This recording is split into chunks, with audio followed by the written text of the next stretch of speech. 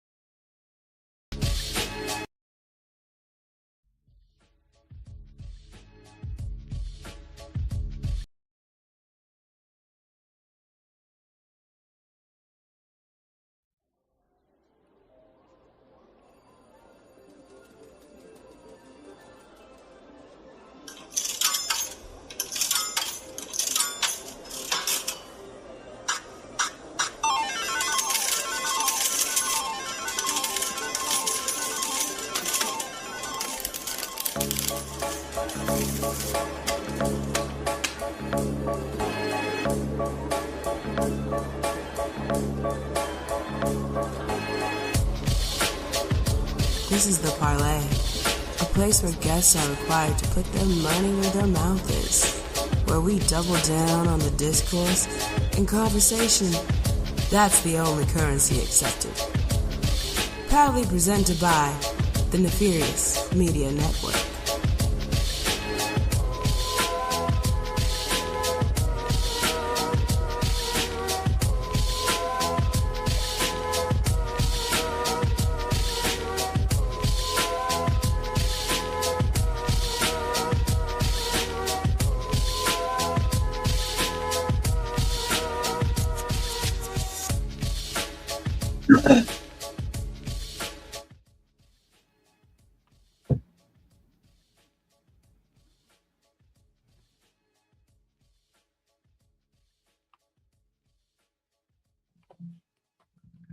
What's going on, party people? Welcome to the Parley, the place where conversation is the only currency accepted, proudly presented by the Nefarious Media Network. I am one of your hosts. This evening, the Godfather Nate Milton, over 10 years in the game, ain't a damn thing changed. I'm still your favorite podcaster's favorite podcaster, and I'm joined on this episode by my tag team partner, by a man that so many of you know and love. He is the angry intellectual. He is the mayor pro tem of Los Angeles, California. He is the mastermind that engineered the trade to bring Luka Doncic to the LA Lakers. And most importantly, this week, ladies and gentlemen, one time for the birthday boy. Y'all give it up for my brother, my co-host, and my friend, the professor, Chris Ely. Can we rock? What's up, Doc? What's up, man? Yeah, I just got through with another trip around the sun. My wife threw a mini party for me in LA Live, hung out with some friends, some family, and that was cool, you know. And for the first time ever, I think in history, I've gotten this recording on the Substack as well. So I posted it to the Substack. So if you are on my Substack, watch us on YouTube, like the video, subscribe, comment, ask questions, all that stuff. Donate to the Patreon. Donate to the Patreon if you got the money. If you know people that aren't paid subscribers to the Substack, get them to do that, because I'm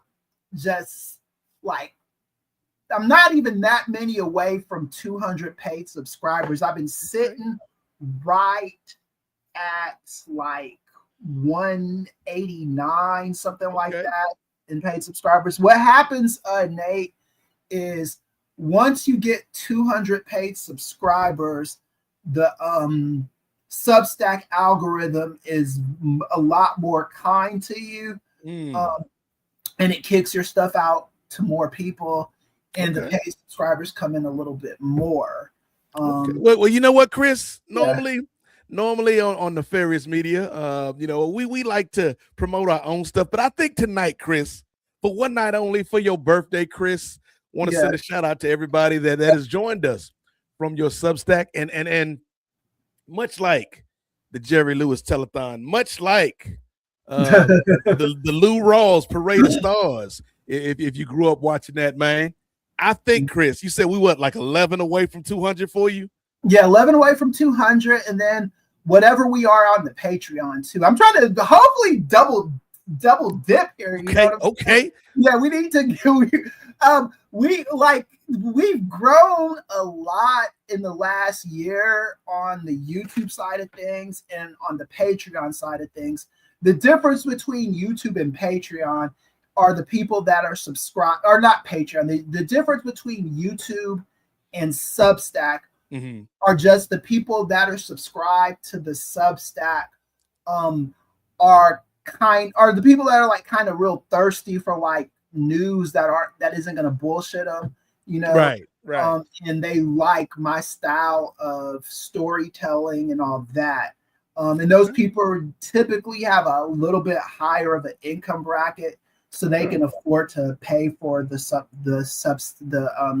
a little bit easier. Our YouTube demographics are probably a little bit all over the place, you know. Yes. We got sports fans, we got political science fans, Marvel fans, Marvel fans, and all that. So it's just we're like, when you're cooking, you know what I'm saying? And that's what we're doing right now. So yeah, we are cooking here at Nefarious Media, man. Of course, if this is your first time checking us out here on the Parlay, Nefarious Media is the home for thoughtful, truthful, and turned-up commentary on the world as it is, not how they would like you to see it. And Chris, I'm gonna make a promise to you, a promise that I can't keep because I'm not on the Substack right now, but I'm gonna make a promise on behalf of the Substack people. By the end of tonight's show, we're gonna put you at 200 paid Substack subscribers, Chris. I believe it. I'm putting it out there. I'm putting it out there to the universe, brother. I appreciate that, bro. Appreciate that. Yeah. So just get on board with something, man. The Patreon, the Substack, whatever. I don't know how to allow people to gift memberships yet. Because someone just asked. I don't know that stuff. So if you could tell me how to do it, let me know, and I'll enable that feature so you could gift memberships. Yeah, all of this is still a work in progress, man. Nefarious has only been around for a year. Like Chris often says, it's like we're flying a plane. We took off from the runway and we still building the plane midair. So it's a work in progress, but we getting there. Yeah, definitely. But yeah, so it's just been a great couple months, even with all the drama at Fullerton. The drama kind of did me a favor too, because I'm making way more money on Substack than I ever was. Talk to a player. Yeah, I mean, it just is what it is. And I was going over those numbers with my wife, and the lady that does my taxes, going over my books. I never thought that anything else was going to be my bread and butter outside of teaching. The only thing that sucks about the drama at the university is the benefits were very, very great. And my wife is not going to have benefits through me if we go to the community college, because community college benefits are garbage, man. No, they're good for me, because for me it's like, so at the Cal States the benefits are free for you and anybody that you need on your benefits. They're free for at the community college I have to pay $45 a month for them, and anybody I add to them, like if I add my wife to the benefits, it's $755 a person. So damn, that's a long way from 45, Chris. I know, right? I don't even know how you go from 45 to 700. Yeah, it's ridiculous, right? There's a few numbers in the middle. Like if you said you was 45 and she was like 100, 150, I'd be like, okay, I understand that, Chris. Right? Yeah, man, it's insane, And like my my wife has HMO through her job, but she needs specialized things, and that's why it was good that she was on those benefits. But we're working all of that stuff out. Hopefully, by the end of this year, and I am saying by the end of this year, I'm hoping by the fucking summer, but hopefully soon we can get benefits through what we do here at Nefarious to make sure everybody's like taken care of outside of the workplace, because I just don't like this. The state of California, they're going to take care of university professors, because I mean I think that's just important to them. But other jobs, they're just, the benefits are just, you kind of have to fight for those benefits. Yeah. And hopefully you have to fight for them, Chris, but also it's just like, and we'll talk about it here in a second with our first topic, the way that our current government is set up, those benefits that a lot of people depended on, that a lot of people counted on, that a lot of people needed to get through the day, through the week, through the month, through the year, they're not guaranteed anymore, Chris, like they were, 5, 10, 15 years ago. Nah, they're not. It's like, and I think a lot of people kind of took these things for granted, in the United States of America, just in general, we really don't have rights in the traditional sense of the word. Because a right is something that can't be taken away from you, right? Like, I have the right to be Black and live, kinda, but lean on me with Morgan Freeman. I ain't got to do nothing but stay Black and die, Joe. Yeah, that's pretty much it. And the thing is a right, like the rights that we have in this country can be taken away from you, right? So it really makes them more like glorified privileges, right? So health insurance, all that stuff, those are privileges. And if you're not putting the right people in office, then you're gonna. This is the end result of that stuff, is Trump and benefits going away. And a lot of people never thought Roe would go away. People took that for granted. And that's a tune I've been singing since undergraduate, because I would always ask, and my professors would ignore me too. I'd always ask, how do we guarantee these things are going to stay right? And they just be like, Roe v. Wade is settled law and stuff. The Voting Rights Act is settled law. Even as they were chipping away at it, I got that from a lot of political science professors. So you kind of understand why people are jaded with politics, because they were probably sold the same things that a lot of us were sold, as far as like, the Roe v. Wade and all this other stuff. But this is just the end result of not being engaged in the process, right? And people overthink politics. The only thing politics is the science of the distribution of goods. That's all it is. You know what I'm saying? And who's gonna get what, when, and where. That's really all it is, man. So you like when people say, "Oh, you're a shill for the Democrats," and all, I'm a shill for getting things that the community needs to get done, and we need happening. Not just the Black community, but all communities that are not getting what we need. The ones they call the less of us.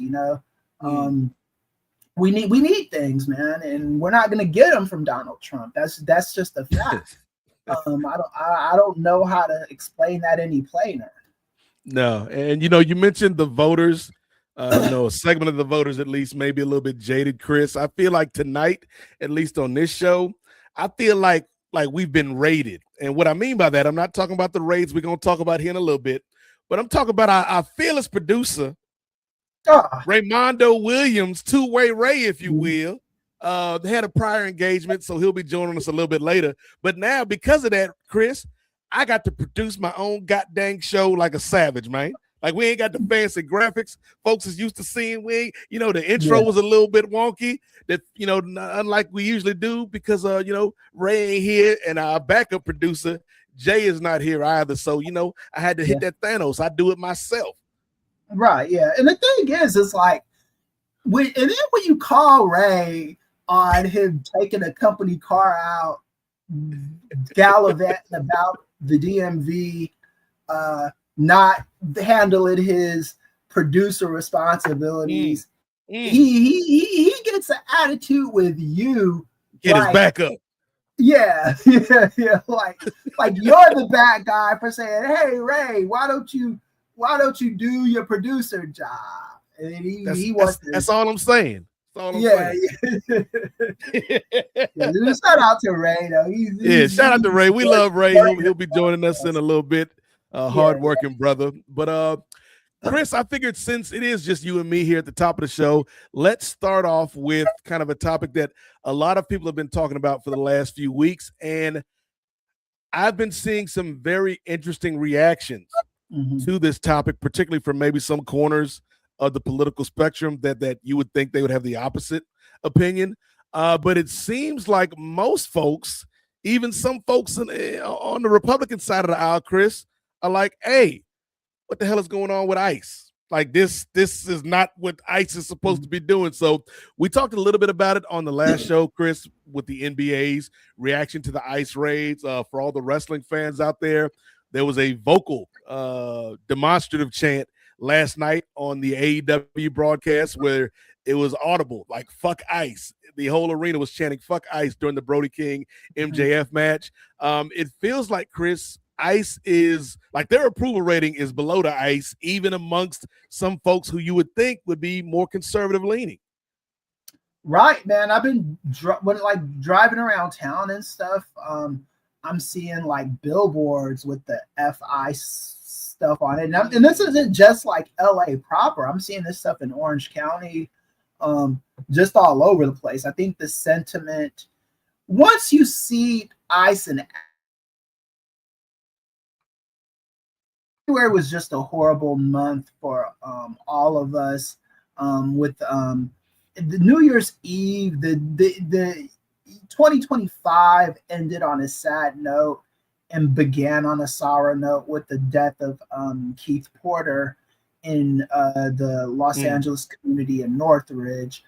And then that's followed up by what happened in Minnesota with Renee Nicole Good, and then with Alex Parey. And Alex Parey and Renee Good are a part of a group that does not normally happen to. Keith Porter was a black man, so it's easy for people on the right to kind of say, well, yeah, he had it coming. Renee Good, they tried their best to other her. It wasn't that successful, and we'll talk about why it wasn't. But with Keith Porter, when they tried to turn this, not Keith Porter, Alex Parey, when they tried to turn this guy into like this monster, this left-wing operative, and he was a terrorist and all this other crap. It didn't match what people saw with their own eyes. That was the biggest deal with it. It's like, J.D. Vance, Donald Trump, Kristi Noem. We got eyes, motherfucker. We can see. It's like, why are you telling this story when everyone's seeing this other thing? Right. It got to the point where the NRA had to get involved on it, because again, this doesn't match what's supposed to happen, and it's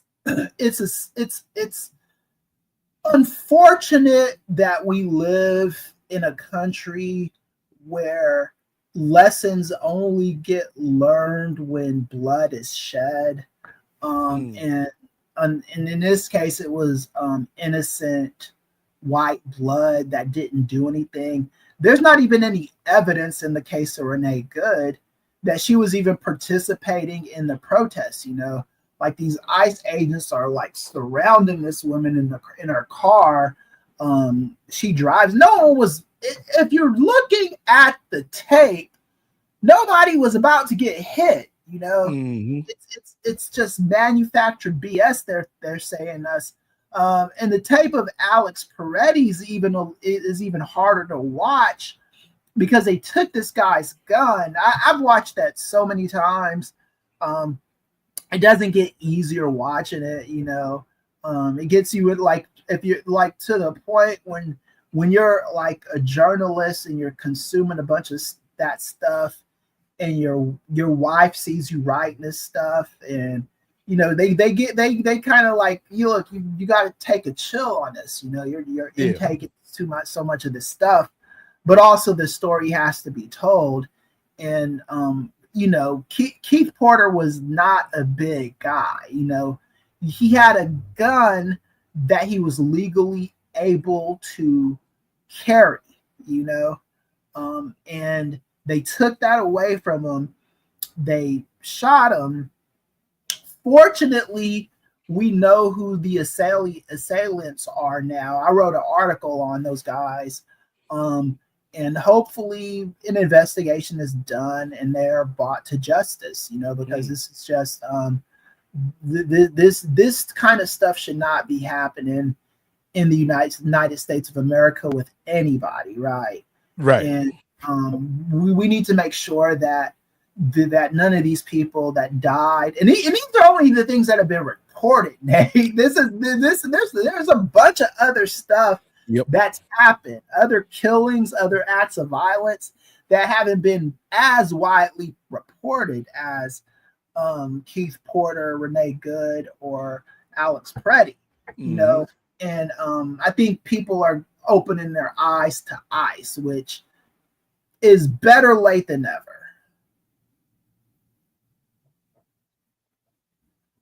Yeah. So here's the thing, Chris, because I feel like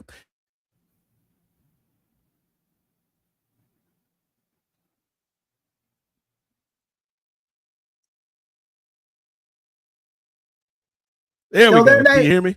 Yeah, I hear you. All right. We're still here, guys. Hear me? I hear you. There we go. All right. It's coming back. All right. I hear you. We'll do it live, Chris. We'll do it live. Yeah. This is what happened when Ray's not here, man. I know, man. We about to suspend him, fine him, all the available outcomes for punishment. But I think, Chris, I want to hear your thoughts on why so many conservative people seem to have finally had the light shown in their eyes. But my theory is, Chris, one of the best and worst things about Americans, particularly Americans that would subscribe or describe themselves as conservative, is American individualism. You can't tell me what to do. You can't step on my freedoms. Hey, don't tread on me, brother. In some cases, that can be a good thing, Chris, you know, when you have that drive, that individualism, that drive to lead you further. But in other cases, like we saw during the pandemic, if a lot of these people that had that drive would have sat their happy asses at home, we'd have far less deaths. We've gotten out of that thing way sooner than we did. And I feel like a lot of the folks, particularly on the right, are seeing ICE and they're like, hold on, man. You killing these innocent people. You taking this one dude out of his house in the middle of the cold snow in Minnesota in nothing but his drawers, throwing him in the back of his car. Turns out he wasn't even the person you was looking for, because the person you were looking for was already locked up. You're stepping on people's lives. You're interrupting the normal, regular flow, because a lot of things that people say they want, Chris, the truth of the matter is a lot of what folks want is just, I want my life to stay exactly as it is.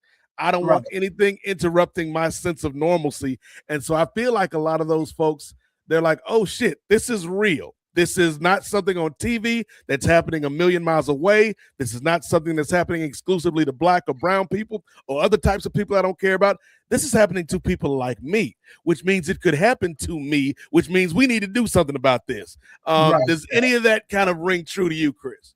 Yeah, it does. And from a psychological standpoint, people do relate more to people that look like them. And sometimes things are not real until they see somebody that looks like them, or until you see somebody that looks like you going through what you're going through, you know. Like the thing with the Trayvon Martin killing in 2012, 13, 12, I think it was 2012. The main issue with that was the white people who saw that murder, which is what it was in my opinion.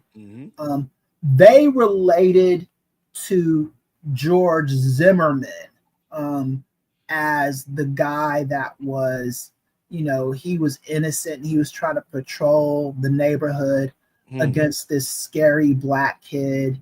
And that was, you know, so when it went up, so even with the videotaped evidence, that jury psychologically couldn't separate themselves from the fact that this was a black guy in a neighborhood disturbing the peace, and this white guy was trying to stop it. It's harder to do that when it is somebody white. In the case of Renee Good, you can try to other her as much as you want to. At the end of the day, she's a white woman. And contrary to popular belief, Nate, and audience and people on the Substack and the YouTube, conservatives do know other lesbian LGBTQ people, you know. That's not foreign in MAGA land, you know. And not every conservative kicks out their gay family member, right? They might do things like try to pray away the gay, you know. They might like say, hey, you can't do that stuff in my house, but you know, they do have these people in their family, you know. Ask Alan Keyes, ask Dick Cheney, you know.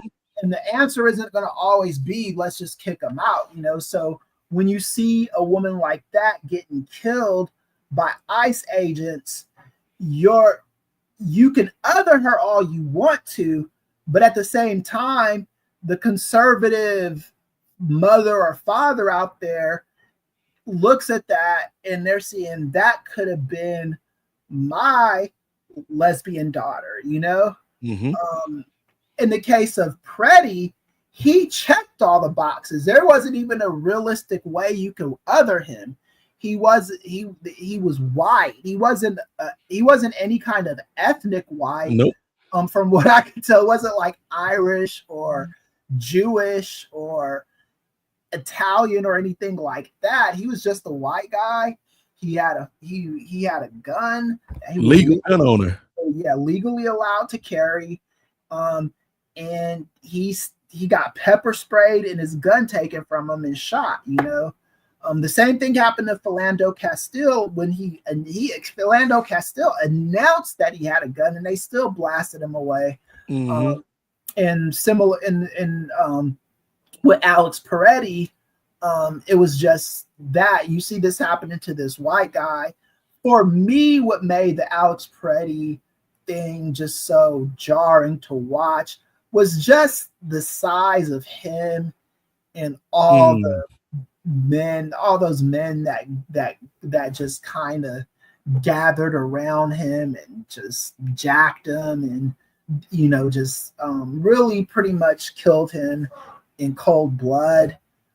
It was unnecessary, and it was just it's a very like sad moment. I don't know if you want to call it watershed, but it was a seminal moment. It's definitely one of those things that you look at and you're like, my God, man, this can happen to anybody, you know, and nobody is necessarily safe. And that's why the reactions from conservatives have been so strong, you know.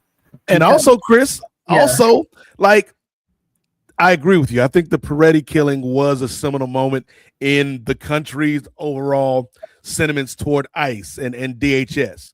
But it's also like if you're somebody on that right side of the aisle and you voted for Donald Trump, 45-47, you right, voted for these policies. You cheered when he announced what he was going to do at ICE because he was going after the bad people, Chris.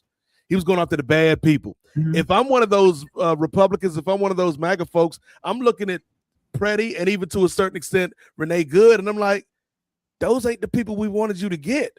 Right, yeah. You're not even keeping your promises to us. Right, yeah. Yeah, you're not making the neighborhood safer. We're paying a lot of money for groceries, and you're killing our own people, you know. Mm-hmm. People are looking at that and they're side-eyeing it. Again, it really shouldn't have had to come to this point, but unfortunately in this country it always has to come to this point. Yes. It just is what it is. It's like people do not learn their lessons until with the George Floyd stuff during the pandemic, and the fact that that happened on videotape, none of us had any choice but to sit with that once it happened, you know. And people have to be kind of like with that kind of intimacy to things like that before it feels real to them. So George Floyd was going to be that relatable figure just by the sheer presence of that videotape, you know. Yeah. These white people, without the videotape, they would have been sympathetic without it. But the videotape just adds to it, you know. Especially if you're a conservative, especially if you cannot find any like legitimate cognitive dissonance to kind of other the person, or to say, oh, he was breaking the law or doing this or doing that. Because people are watching this, like you watch like Maria Bartiromo on Fox News. She was at a loss for words. That woman is so crazy, but even she was like, couldn't even defend it. You know, you have the ones that, you know, that are gonna always try, like even Sean Hannity out here on these streets. Like, obviously he didn't just go 100 miles an hour and just blast Trump, but he's just like, it makes you wonder what's going on here. Like, is this supposed to be what's going on? Like when Hannity is questioning you. Yeah, and Hannity is questioning you because his audience is questioning him. There it is. Like that's the thing. It's like the audience sees what happens, and like again, videotape always tells a different story. Especially like when it happens to a white person. And the videotapes are long enough to where you can't even really draw any legitimate conclusions that are going to make sense to people. You can't say, oh, well, you didn't see what happened before, or you didn't see what happened after. What you saw was enough, you know. So it's and also, Chris, also maybe I'm the crazy one, Chris. Maybe I'm thinking too literally about this, Chris. But that's not your damn job, ICE. Yeah. Well, like, I don't think ICE needs to be a thing in the first place, Chris. But if ICE is to be a thing, what they've done, especially in Minnesota over the past month or so, what they've done in California, what they've done in other parts of the country, Chicago, over the past year or so, that's not part of your damn job description, ICE. No, it's not. You know, that's the thing. And ICE has always been able to kind of like fly under the radar. They were started under a false pretense in the first place, under Bush's administration post 9/11. Everybody had this paranoia about brown people from the Middle East, Muslims, and all that. So it was a way to kind of stereotype these people legally. And they formed this group called NSEERS. I can't think of what the acronym for it is right now, but it was that was like their registration program, to where if you are a Muslim person, a brown person, over the age of like 16, a brown man, you can enter them in a registry and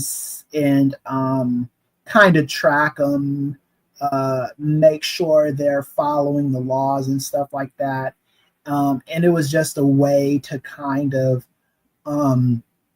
the ICE was formed off with the premise of discriminating against people legally, with racial profiling. ICE is not an old group. I heard a radio host the other day say, to put it in perspective, ICE is younger than the Disney movie Lilo and Stitch. You know, it hasn't been around for a long time. It's only been before. When I was writing on Medium, I wrote some articles on them. They're not very good articles because I wasn't writing for a publication with the editor. I didn't have any AI editing tools or anything like that, so the articles aren't great. But they're decent enough to understand that these people have been a problem for a long time. You know, real quick, Chris, real quick. You know, we do have some new eyeballs that are joining us from the Substack, and you know about Chris. You done read this man's articles. You know what the Good Professor's all about. You may not know me. You know, I've been in the game for a little minute, been broadcasting since 2000, and Chris knows. You know, I wouldn't say I'm religious, but I'm spiritual. And one of my favorite stories from the Bible, Chris, is the story of the prodigal son. Right, and for those that don't know, I'm gonna give you like the Cliff Note version. Prodigal son was this young man that grew up in a wealthy family. The family just provided for him, man. They loved him, showed the brother love, and then he, you know, as we all do, Chris, when we get older, we think we think we know. And he was like, I know what I'm doing. I'm going to do me. So he took his inheritance from his father and went off to the big city. I don't know if it was Jerusalem, Bethlehem, wherever. I wasn't there. But it was one of them big cities.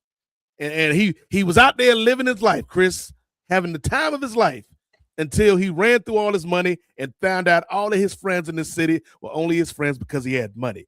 And what did he do, Chris? He had to come crawling back to his family because they were the only ones that would accept him. And the moral of the story is, don't turn your back on your family. And I say all this to say, ladies and gentlemen, let me bring in the third member of the team, our brother, our friend. We love him, even if he tried to go to the big city and do his own thing. Y'all give it up for two-way Ray Williams. And Ray, may I just say, well, the prodigal son has returned. What's up, Ray? I've been gone for a week, man. I gone to Saturday. What's going on, y'all? Always a pleasure. I was like Glorilla. I was letting Chris cook. Big Chris come through fine and let him cook. So I was just staying in the background. Yeah, you know how it is, brother. Speaking of the background, Ray, can you throw the background up? I couldn't figure it out, man. Oh, the background. Oh, I got you. But yeah, I had to deal with some shoot job stuff. That's all. No worries, no worries. But just so you know, Ray, we got company tonight. Chris posted the link to his Substack, so we got a few new viewers checking us out here on the parlay this evening. So need you to be on your best behavior, cuz. Oh, of course. Don't embarrass us in front of company, cuz. When am I not on my best behavior? Yeah. But I was really I came in for like at least the last 10 or so minutes. I was listening to you guys on the YouTubes, and yeah, you guys make some compelling points, and especially like not only the stuff that ICE is doing, but also like, why is Border Patrol in Minnesota? What border are you protecting? The Canadian Thank border? you for bringing that up too, because the people that killed Parey, when they were found out, they were not members of ICE. They were Border Patrol, and that's another thing too. So what it tells you is the cultural rot from ICE has spilled over into other organizations, because when the murders first happened, and I got to be careful with the word murder, because you're not a murderer until you get tried and convicted for murder. So let me just give that disclaimer. But those fucking dudes murdered that guy, man. And those guys, first of all, they had Hispanic surnames, which is not surprising for me, because the badge comes before anything else with these people. And they weren't even members of ICE. One of those guys was a part of the Border Patrol since 2014. Donald Trump doesn't become president until 2017. So he had training behind him. The other guy came in during Trump's first term in 2017. So the rot in DHS, what you need to do is you got to get rid of ICE completely. ICE has to go. It's a garbage organization. It's always been trash. It's not beneficial to anyone. Border Patrol is a little bit different, because when you live in a nation state, you do have to protect your borders. That comes with living in a country. Like so the border between Minnesota and Illinois, right? Yeah. And to this point, yeah. But you got to have this stuff. You have to have Border Patrol, a good Border Patrol. But these people have to be trained in the correct way. And they have to, and they shouldn't be policing, like you just said, Nate. They shouldn't just be policing, like, I don't know why Border Patrol needs to be in Minnesota. Is Minnesota touching Canada even? I know it's a Great Lakes state. I'm not sure if it's touching. I think so. Okay, so it's like right there. So yeah, maybe to a little extent, but Border Patrol isn't supposed to be policing cities. That's not their jurisdiction. Bush was a lot better. W. Bush, he was a lot better at like working kind of in undercover, letting these operations do their dirt and in a way that wasn't so like over the top. Donald Trump just doesn't know how to do that. You could have just stopped at Bush was better, Chris. Like that could have been the end of the sentence, because as crazy as it is to say, damn, W is like W was a bad president, Chris. I think we can agree on that. This man Trump is W is to Dr. J as Trump is to Michael Jordan. Like this brother that elevated the game of being bad. Yeah. Thanks for bringing out that map. I'm not a geography major. Yes, so there's MIMO. Like the only reason I remember Minnesota and Illinois is because when I was a kid, Chris, and to this day, I cannot look at a map of America where the states are segmented and not see my boy MIMO. Minnesota, Illinois, Missouri, Arkansas, Louisiana. It's a little top hat and all the way down to his little boots. MIMO is just a man stuck in the middle of the United States, ladies and gentlemen. It's a metaphor. Yeah, it's weird because like even like the first time I went to Chicago and one of my relatives that lives in Chicago was like, yeah, let's go to the beach. I was like, Chicago, you guys got beaches here? And I didn't know that part of the Great Lakes operated like a beach, It's like it's like it had waves and people were surfing and all that shit. I was like, wow. Yeah, it's I meant Iowa. I'm sorry, Caitlin Clark. I meant so it's Minnesota, Iowa, Missouri, Arkansas, Louisiana, Mima. Oh, okay. Cool. Put some respect on Iowa name, man. And my editor at Lincoln Square, Susan Demas, lives in Michigan. So forgive me for not being up on my Michigan geography, Susan. Okay. Shout out to Susan. Yeah. And Downtown Brown. Yes, Gerard Downtown Brown of Nefarious Media Network is a Michigander, if you will, out there with Big Gretch. He's gonna be fun to talk to. Not this Sunday, but the next Sunday. Yes. But I think Chris, because I do like this is a great topic. Well, technically it's not great. Great's maybe the wrong word, but I think it's a fascinating topic. But I do want to have time for other things on the episode. But if you were to give advice, because part of your job, part of your history, as you've told us, Chris, is not only political science, but in crisis management. Yeah. If you were to meet with Donald Trump, if you were to meet with Kristen Noem, if you were to meet with DHS and ICE, and they were actually to listen to your black ass, what would you tell them besides abolishing ICE? Because that's a given. But how would you, if you were the leader of this country, fix this and be able to bring us together, man, in this moment? Okay, so the first thing I would do with Noem and Trump and JD Vance and all those losers, and this happens in business too when you're doing crisis management as well. So I would throw the guys that killed Renee Good, Keith Porter, but mainly Renee Good and Alex Preddy. Keith Porter wasn't caught on tape, so that's a little bit more of a tougher sell. Not because he's black or not because he's less important, just those other two were caught on tape. And I would throw the guys that did it under the bus and just say, like, yo, they weren't following orders. I'll just be like, rogue officers. Yeah, they went rogue and all that. That would be the easiest way of dealing with that. The problem with doing that now is that should have been the first thing they did.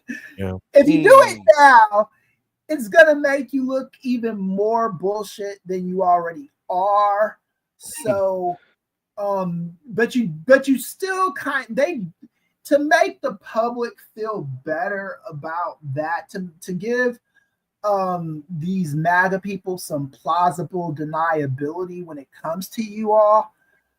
Those guys need to be punished.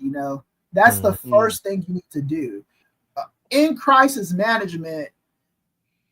If managers are not trying to take the blame for something, you have to find a clean way to assign blame to another culprit, and you hope that the public accepts it. And if they don't accept it, or even if you say you like the employee, you have to kind of make them go through the ringer. Politics is a little bit different, right? Because I just think ICE is so tainted. There's so much taint on that acronym, and on border, like, people just do not have faith in it, to the point where I saw a recent poll where like 75% of Americans want to abolish ICE, but you still had about 35, maybe 40% of Americans saying that border patrol needs to go away completely, which is not understanding politics. You do need, like I said, you do need like agencies like Interpol, the International Police, and things of that nature, Coast Guards. All that stuff is necessary. The thing is, though, we have to. There's no faith in those organizations, and it's going to take a ton of cleaning up to get faith back there. Faith No More, So you're saying at the end of the day, America is just a dead fish gasping for air while a piano goes into flames? Pretty much, man. Unfortunately, and it's like I became a political science major because not because I believed in the founding fathers or anything like that, but I always was fascinated by the American system versus other systems. I believed in getting elections, manipulating stuff to work in the favor of good people.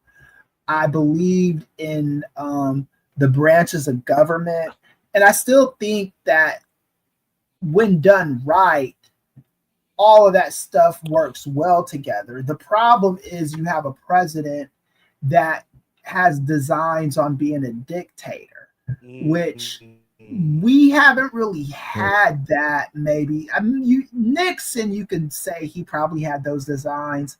And then before Nixon, you'd have to go back to like President Johnson, Jackson. Like you have to go back a little bit of a ways to find those kind of presidents. And this, I was speaking of which, I'm glad you brought this up, Nate, because people say to me that Donald Trump is the worst president in history.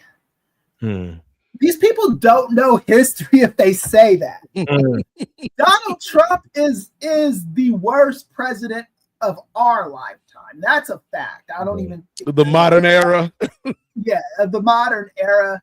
I'd say if you are under the age of like 115, Donald Trump is definitely the worst president of your lifetime.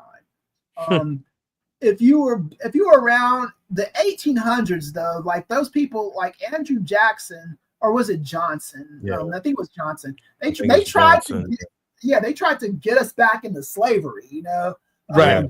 These people were the presidency has been filled with a lot of opportunists, a lot of like rapists, pillagers, plunderers, just disgusting human beings. The thing that makes Donald Trump unique as compared to the rest of them is social media didn't exist back then. And also, I don't think that because of social media, Donald Trump is able to kind of manipulate the party to bend it to his will a little bit easier than maybe an Andrew Jackson, an Andrew Johnson, Warren G. Harding. He's probably able to do it a little bit easier than those guys, But yeah, Trump has a lot of things to his benefit that kind of aid him in his quest for autocracy more so than other people, Yeah. And I think, Ray, to kind of put a button on this, to Chris's point, man, like Trump may be the worst president of the modern era, but like there's a lot of presidents in the dead ball era. There was a lot of presidents in the before times that was doing dirt. And I think when you look at a president like Harding, Ray, and you compare him to Trump, I think what makes Harding not look as bad, even though he did some bad stuff, is as opposed to Trump, when it comes to like the ego of it all, I think Warren G was able to regulate it. Come on, Substack. Substack is like, we are not looking at this brother anymore. Matter of fact, we taking away subscriptions now. Yeah, well, the thing is, I just checked the Substack and it said that this has been viewed 347 times or whatever. Okay. We need you to view, but we need you to view it on the YouTube channel. So yes, if you're watching it on Substack, First of all, subscribe to Chris's Substack. We only need 11 more to get him to 200. Yeah, to get to 200 paid. If you're a free subscriber, that's cool too. But for the algorithm to be friendlier, to make it so where the money multiplies faster when you hit 200 paid. But you need to click on the link and watch this on YouTube directly, because I'm not sure Substack is counting those views to the YouTube algorithm. So just make sure you're doing that. I'm gonna keep doing this until until they match up with each other, you know. But yeah, so like until the both algorithms are matching up, you know. You know, Ray, I was going to talk about like kind of the weather that we've had, the inclement weather, the polar vortex.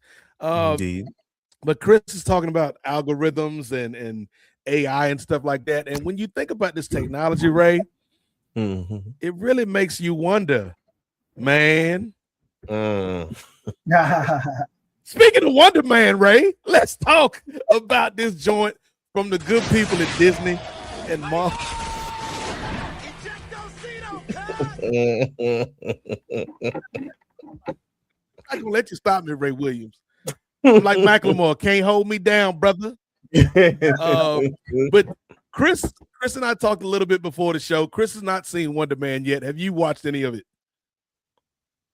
Come on, you know I don't watch nothing. I mean, I was giving you an opportunity, Ray. We know you don't watch TV. I appreciate the benefit of the doubt, but always doubt, brother, when it comes to television shows, unless it's wrestling related. But no, yeah, for those that are new to the program, Ray is our Daniel Bryan. He's vegan and he don't watch TV. Well, you if it's if it's Washington Generals related, you watch that stuff too, right? And Washington Generals. You're a Wizards fan too, aren't you, Ray? Or yeah, but they're pretty much the Generals. Yeah, I'd say I love that. Like Chris meant the Wizards, but said the Generals. But the Wizards are kind of like the Generals. No, I wanted to talk about the Commanders, is what I meant to say. Oh, the Commanders, the commies. Yeah. I call them the Mandas. Big week for Ray's Wizards. Not only Trae Young freshly into the building, but now you have one of the greatest two-way players in the history of the NBA when he's healthy, Anthony Street Clothes Davis, brother. Yeah, we gonna be good in 2027. Look, this team would have been good in 2021 if this was the lineup. Exactly. Yeah. That's true. But I was shocked by seeing that trade, and to see even like just what the Wizards got back or gave up for him. It's like it didn't give up too much for him. And then no, I think what is like Chris Middleton and then a couple other players and then some picks. A couple of number ones, but I think one of the number ones is like a late round number one pick. Yeah, so that wasn't too bad. Like a late first round pick, so it's not too big of a and like you say, not too big a price to pay. And Davis is still young enough to where if he could just stay healthy, like he still has a pretty high ceiling. So it's a big if, brother. Yeah, very big if. Yeah. Make sure, make sure he don't on the ice.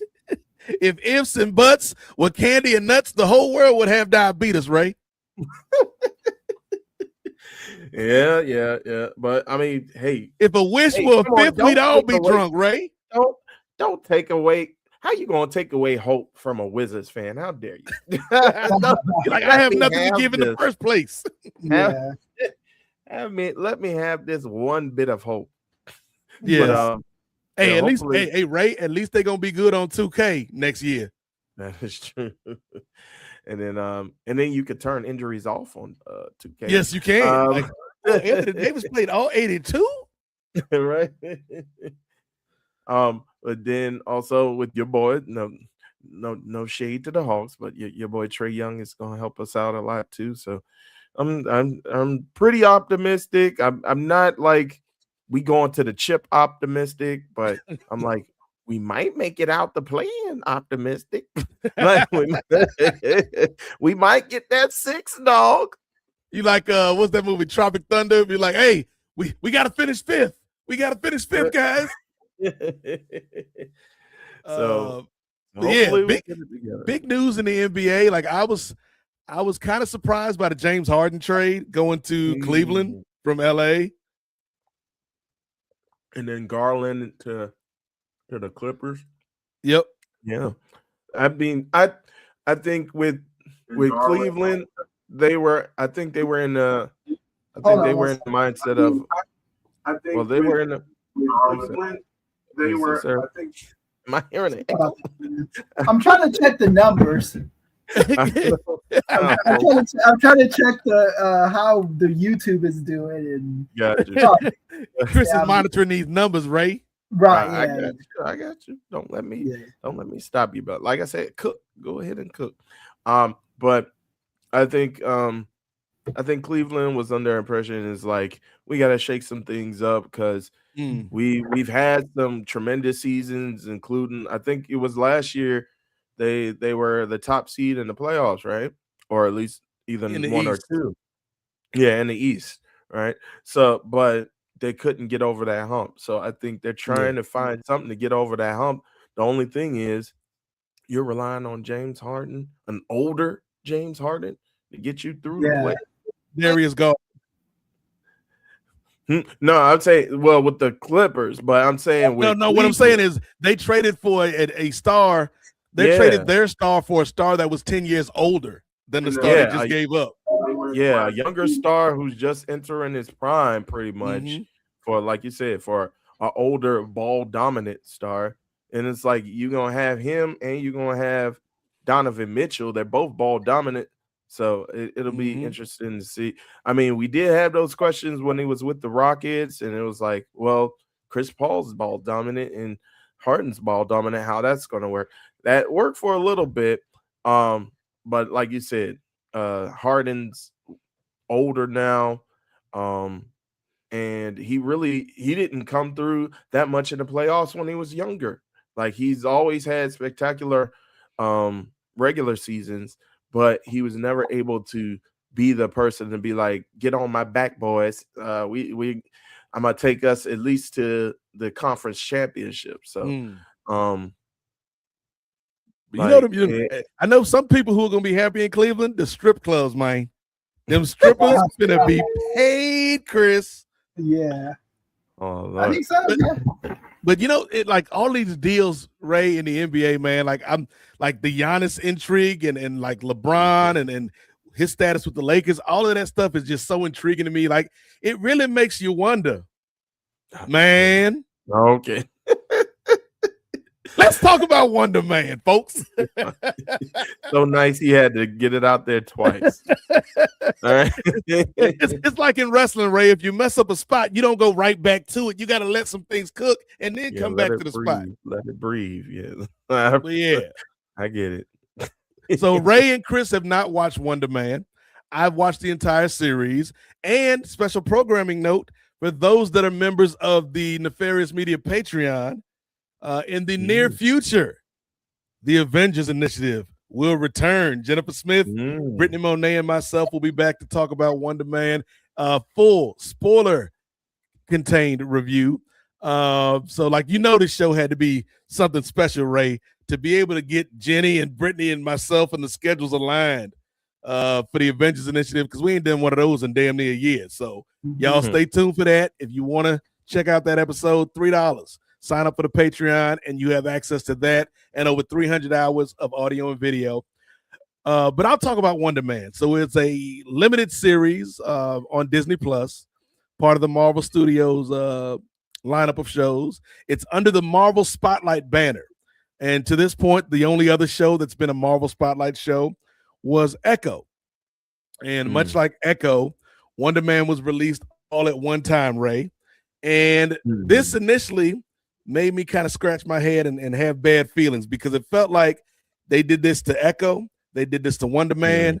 Ironheart, they pretty much put out in 2 weeks. Eyes of Wakanda was a one-day drop. And so it's like, what are all these shows have in common. Mhm. You know, it's these minority-led projects. And so I was like, man, this ain't right. But then Ray, what much like Chris in his situation at the job, what some mean for ill, God can use for good. Because I think the one night drop actually helps Wonder Man. I think it's a show that's better as a binge than as a week to week. So Wonder Man basically follows the story of Simon Williams, who is played by Yahya Abdul-Mateen II. You got to say the whole thing like a Tribe Called Quest. And Yahya plays this actor. He's a struggling actor in Los Angeles, California, and he's a really, really good actor. But he's one of those actors that I'm sure Chris has met in his lifetime that doesn't have perspective outside of their craft, because one of the first scenes we see with Simon is he's auditioning for a bit part, or he's actually got the bit part on American Horror Story. And he just goes through all these suggestions to the director, and finally the director's like, all right, Simon Williams, everybody, great job, and just fires him on the set. And so that's where Simon Williams runs into Sir Ben Kingsley's character, Trevor Slattery, who we saw in Iron Man 3. We saw him in Shang-Chi. He had his own short, All Hail the King. And so Trevor Slattery's story is he's trying to get back into Hollywood after so many years of people hating him for being the Mandarin, being locked up in America, and then getting locked up in by Shang-Chi's father. And so he's trying to come back into Hollywood. Simon's trying to make it into Hollywood, but the one thing holding Simon back besides his own process, Chris, is he got superpowers, man. Yeah. And this world is a world where if you have superpowers, you cannot act because of something called the doorman clause. And the doorman clause is something they talk about all show, all episode long, all series long, but we don't really see it until maybe the midway point of the series. And it's, I'm going to say it, Ray, one of the best Marvel Disney Plus episodes of television ever. That episode where they go into the history of why superheroes cannot act in this world. But long story short, Simon Williams grew up loving this movie called Wonder Man. His dad took him to, and it sparked his love of acting, grew him closer to his father. So flash forward, they're making a Wonder Man remake, and Simon and Trevor are like, hey, let's go for it. We can do it. And so the show basically takes you through their ups and downs, their bond as a friend.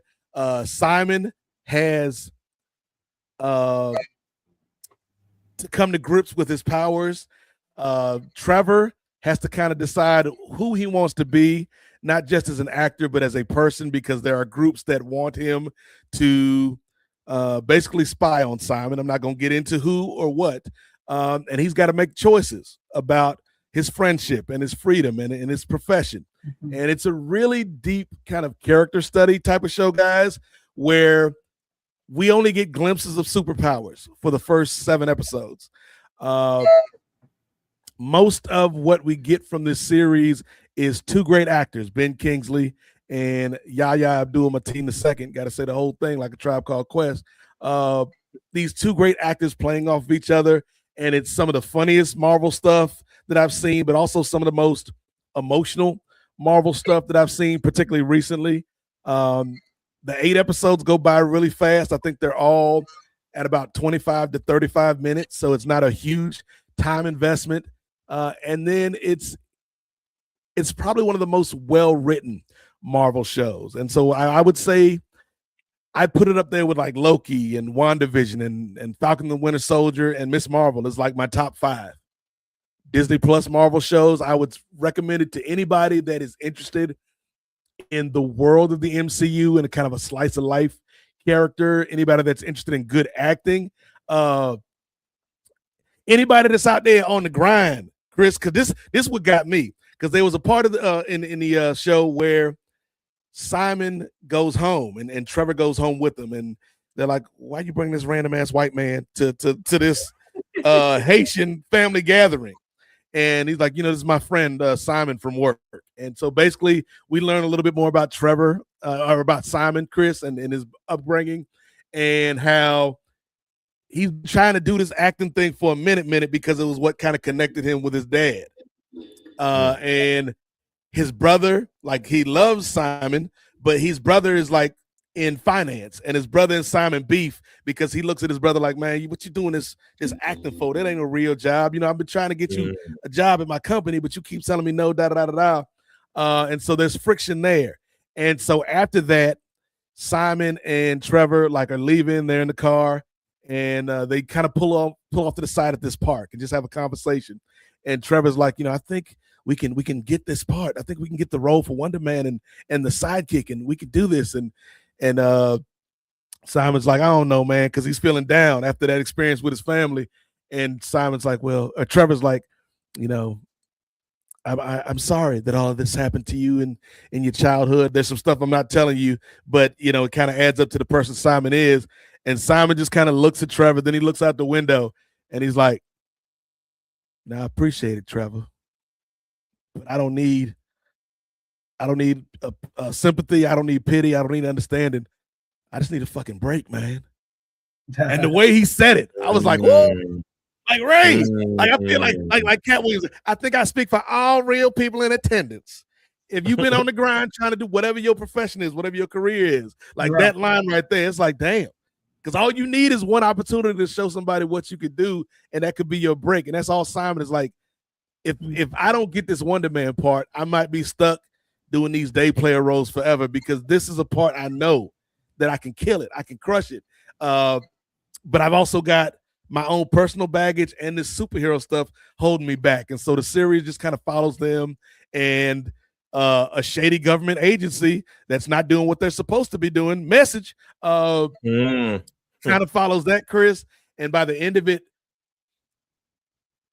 I think you're going to be left with like, I don't know how they fit into the world of the MCU with the Avengers and Doomsday and all of this other stuff. But I think when you finish the series, you're going to be like, you know what? I want to see more of those two and whatever adventures they have, whether it connects fully to everything else or not. So I would say Wonder Man is a series I would definitely recommend, man. If you're interested in Marvel, if you're interested in good acting, there's some funny stuff too, Chris, because it's formatted like almost like an HBO prestige dramedy series. And it's very much like, I haven't lived in LA, but a lot of my friends, particularly, people like Brittany, have said, yeah, this show, LA is kind of like a character of its own in the show. Like there's one part where Simon thinks his secret is going to get out and they have to chase somebody. And Simon's like, and this part's in the trailer, so it's not a spoiler, but he's like, let's go, Trevor, we got to get him. And Trevor's like, do you mean we're using your superpowers? And he's like, no, I'm using my car. But to clarify, do you or do you not have superpowers? And he's like, let's go. And so they take off running. And then the next thing you see, Chris, because this is at the beginning of the episode, it like flips to the big Wonder Man credit, and they're just stuck in LA traffic. And it's just like some relatable shit set in the world of a superhero show. So I enjoyed it, man. I think a lot of people, like, I think it's like still at 90% on Rotten Tomatoes from the audience and the critics, which is crazy. Like Marvel doesn't really do that these days. So yeah, I would recommend it if you're curious about it. That's crazy. And I do want to bring up, I don't know if you had something to add on to that, Brother Chris. But, no, you go ahead. Well, I had a question for you, Brother Nate. You did mention that they did lump together all the episodes and bring it out. Do you think because of this positive reception, now Disney can have faith in this particular property and maybe more seasons will come up in the future? So it's interesting because one of the creators of this series is Daniel Cretton. And that name may ring a bell to some people because he was the director of Shang-Chi. And he is also currently directing. He's in the production stage of directing the next Spider-Man movie. And at one point, Daniels. Oh, I'm sorry. He's one of the Daniels from that directed the Everything Everywhere All at Once, right? Or am I thinking of another Daniel? He may be. I think he's one of the. I think he is one of the two directors named Daniel, and they just went by the Daniels. I was like, okay. But so he's got Spider-Man that he's working on now. He's already done Shang-Chi. He's got Wonder Man, and then he was offered to direct Kang Dynasty when Kang was still a thing before Jonathan Majors got in hot water. And so he's somebody that Disney and Marvel seem to be pretty high on at the moment. I know just from seeing Yaya's Yaya Abdul-Mateen II, my bad, brother. From seeing his socials, like he had fun with the project. Ben Kingsley has said, you know, as long as they want to pay me to play Trevor Slattery, I'll play Trevor Slattery. So I think there's a world where we could get a season 2 of Wonder Man, but it may just end up being the sort of thing where these two characters get to be in more stuff. Like there's a possibility, and this is a comic I think Chris probably remembers from back in the day, like with Shang-Chi, with Wonder Man, with some of these West Coast-based characters, there's a possibility they could do like a West Coast Avengers movie or show. Okay, yeah. And I think that'd be cool. Because I think, yeah, Scott Lang's daughter is like Ant-Man and that whole crew, they in San Francisco. Shang-Chi's in San Francisco. Wonder Man's in LA. Like, yeah, like I think there's something there. And like I said, Chris and Ray, like I don't think they expected this audience reaction because the show was done, like it was finished like a year and a half ago. Like, I think it was supposed to come out last year, but for whatever reason, they were like, nah, we're going to hold on to this. Because I think it was part of the original, not the original, but the previous Disney Marvel regime under Bob Chapek? That name sounds right. Or Iger. Well, Iger's there now, but I think it was Bob Chapek that was doing like the TV stuff. Somebody can correct me, but like the people that have reacted to Wonder Man versus, I mean, whether it be the critics or just like regular folks watching it, it has been way more positive than I think Marvel and Disney expected for this thing that they were just kind of trying to stuff away. Like they didn't even wait. Here's how little faith they had in it, Chris. They dropped all the episodes on January 27th. They couldn't wait 3-4 days for it to be February and be like, all right, we're gonna put you in the Black History Month, Wonder Man. Know your history, folks. They was like, we gonna stuff this in the twilight of January and see who watches it. Yes, Destin Daniel Cretton. Okay, so yeah, I got him confused with the other Daniel, but yes, he did direct Shang-Chi, and it looked like he directed Just Mercy as well. Which, yes, from what I've heard, yes, so he's I don't know how old he is, but he's a good like not new per se, Ray, but like a fresh kind of on the come up type of director, and Marvel seems to be really behind him in his work, like to the point where he's directing Spider-Man, like one of their biggest properties, and so. Yeah, Wonder Man to me was a fun watch.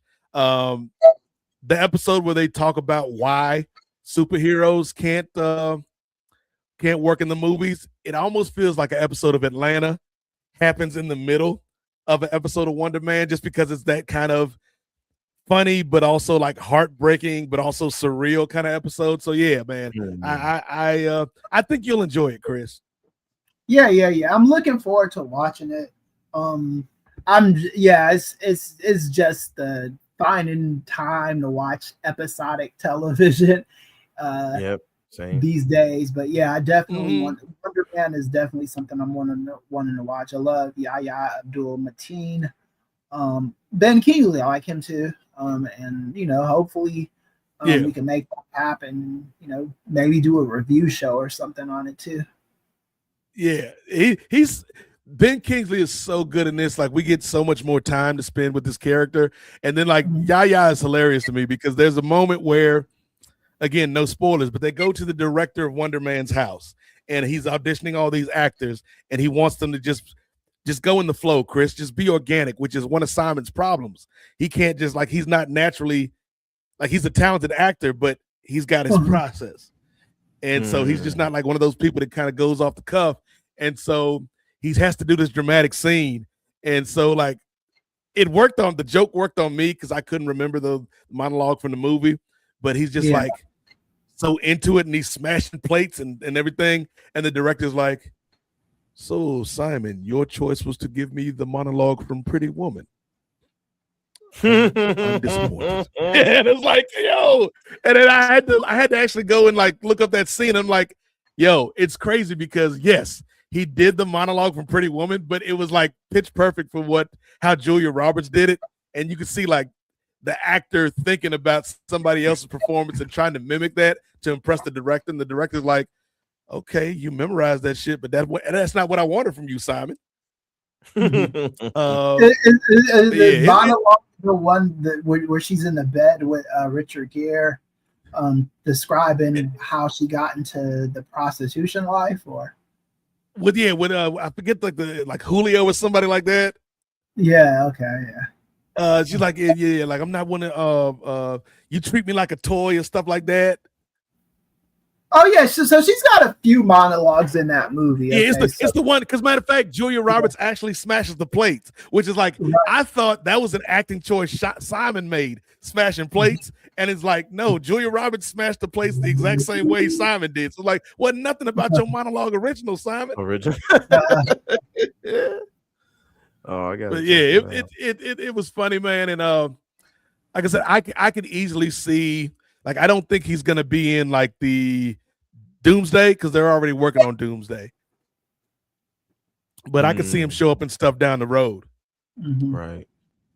Or maybe I don't know. Well, now that I think of it, because Daredevil season 2, Daredevil is still based in New York, right? So it's not Daredevil's gonna be like, New York. Yeah. It's not going to be a coast to coast crossover, or maybe Simon's going to New York to play a part, and then you just end up in. All I will say at Kitchen. the end of Wonder Man, we don't know where Simon's going to end up next. That's all I will say. It's not a cliffhanger ending, but it's like an open ended ending where it's like Simon can show up realistically anywhere from where they leave him at the end of the series. So, and I will say, one of the greatest lines in the history of the Marvel Cinematic Universe. Don't pretend to be happy for him, Joe Pantoliano. That line makes no sense without context, but in context, you're gonna laugh. Shout out to Joey Pants in the building. Shout out to Joe Pantoliano. And shout out to Charles Durham 1 on Instagram. He said Trevor Slattery is that dude. So appreciate you watching. Oh, cool. Yes, like what Trevor Slattery decides to do in episode number 8, like at the beginning of episode 8, I'm like, I thought I saw it coming, but in a way I didn't see it, much like the Mandarin himself said, I didn't see it coming, Ray. Like what they do with episode 8 was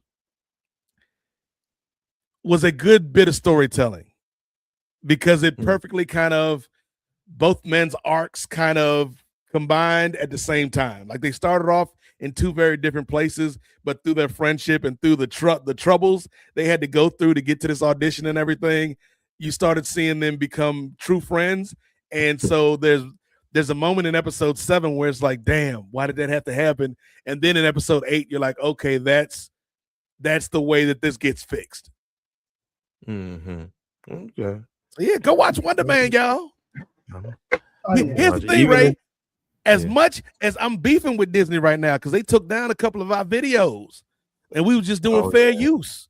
They took down our video of Chris and Brent and Rachel reacting to the Wonder Man trailer on Super Salad, I think. They took that video down. Even through all that though, Ray, I'm gonna tell you to go watch Wonder Man. Not for Mickey Mouse, not for Disney, not for Feige, but go watch it for Ben Kingsley and Yahya Abdul-Mateen II. You got to say the whole thing like a Tribe Called Quest, Ray. Indeed, go ahead and support those brothers, and I'm sure the rest of the cast did excellently as well. So one last thing about Wonder Man. Here's how you know it's a good show, Ray. Because I don't subscribe to a lot of these channels, but I do kind of, glance at them every now and then to see, the kind of the Tyrone Magnus of the world, the dudes of the world, that the what do they call it, Ray? The manosphere. Yeah, the manosphere. Yep. I kind of peep in on the manosphere to see what they think about like Marvel projects, and they're always, here's another episode of the MCU. Here's another episode of Woke Marvel. Go woke, go broke.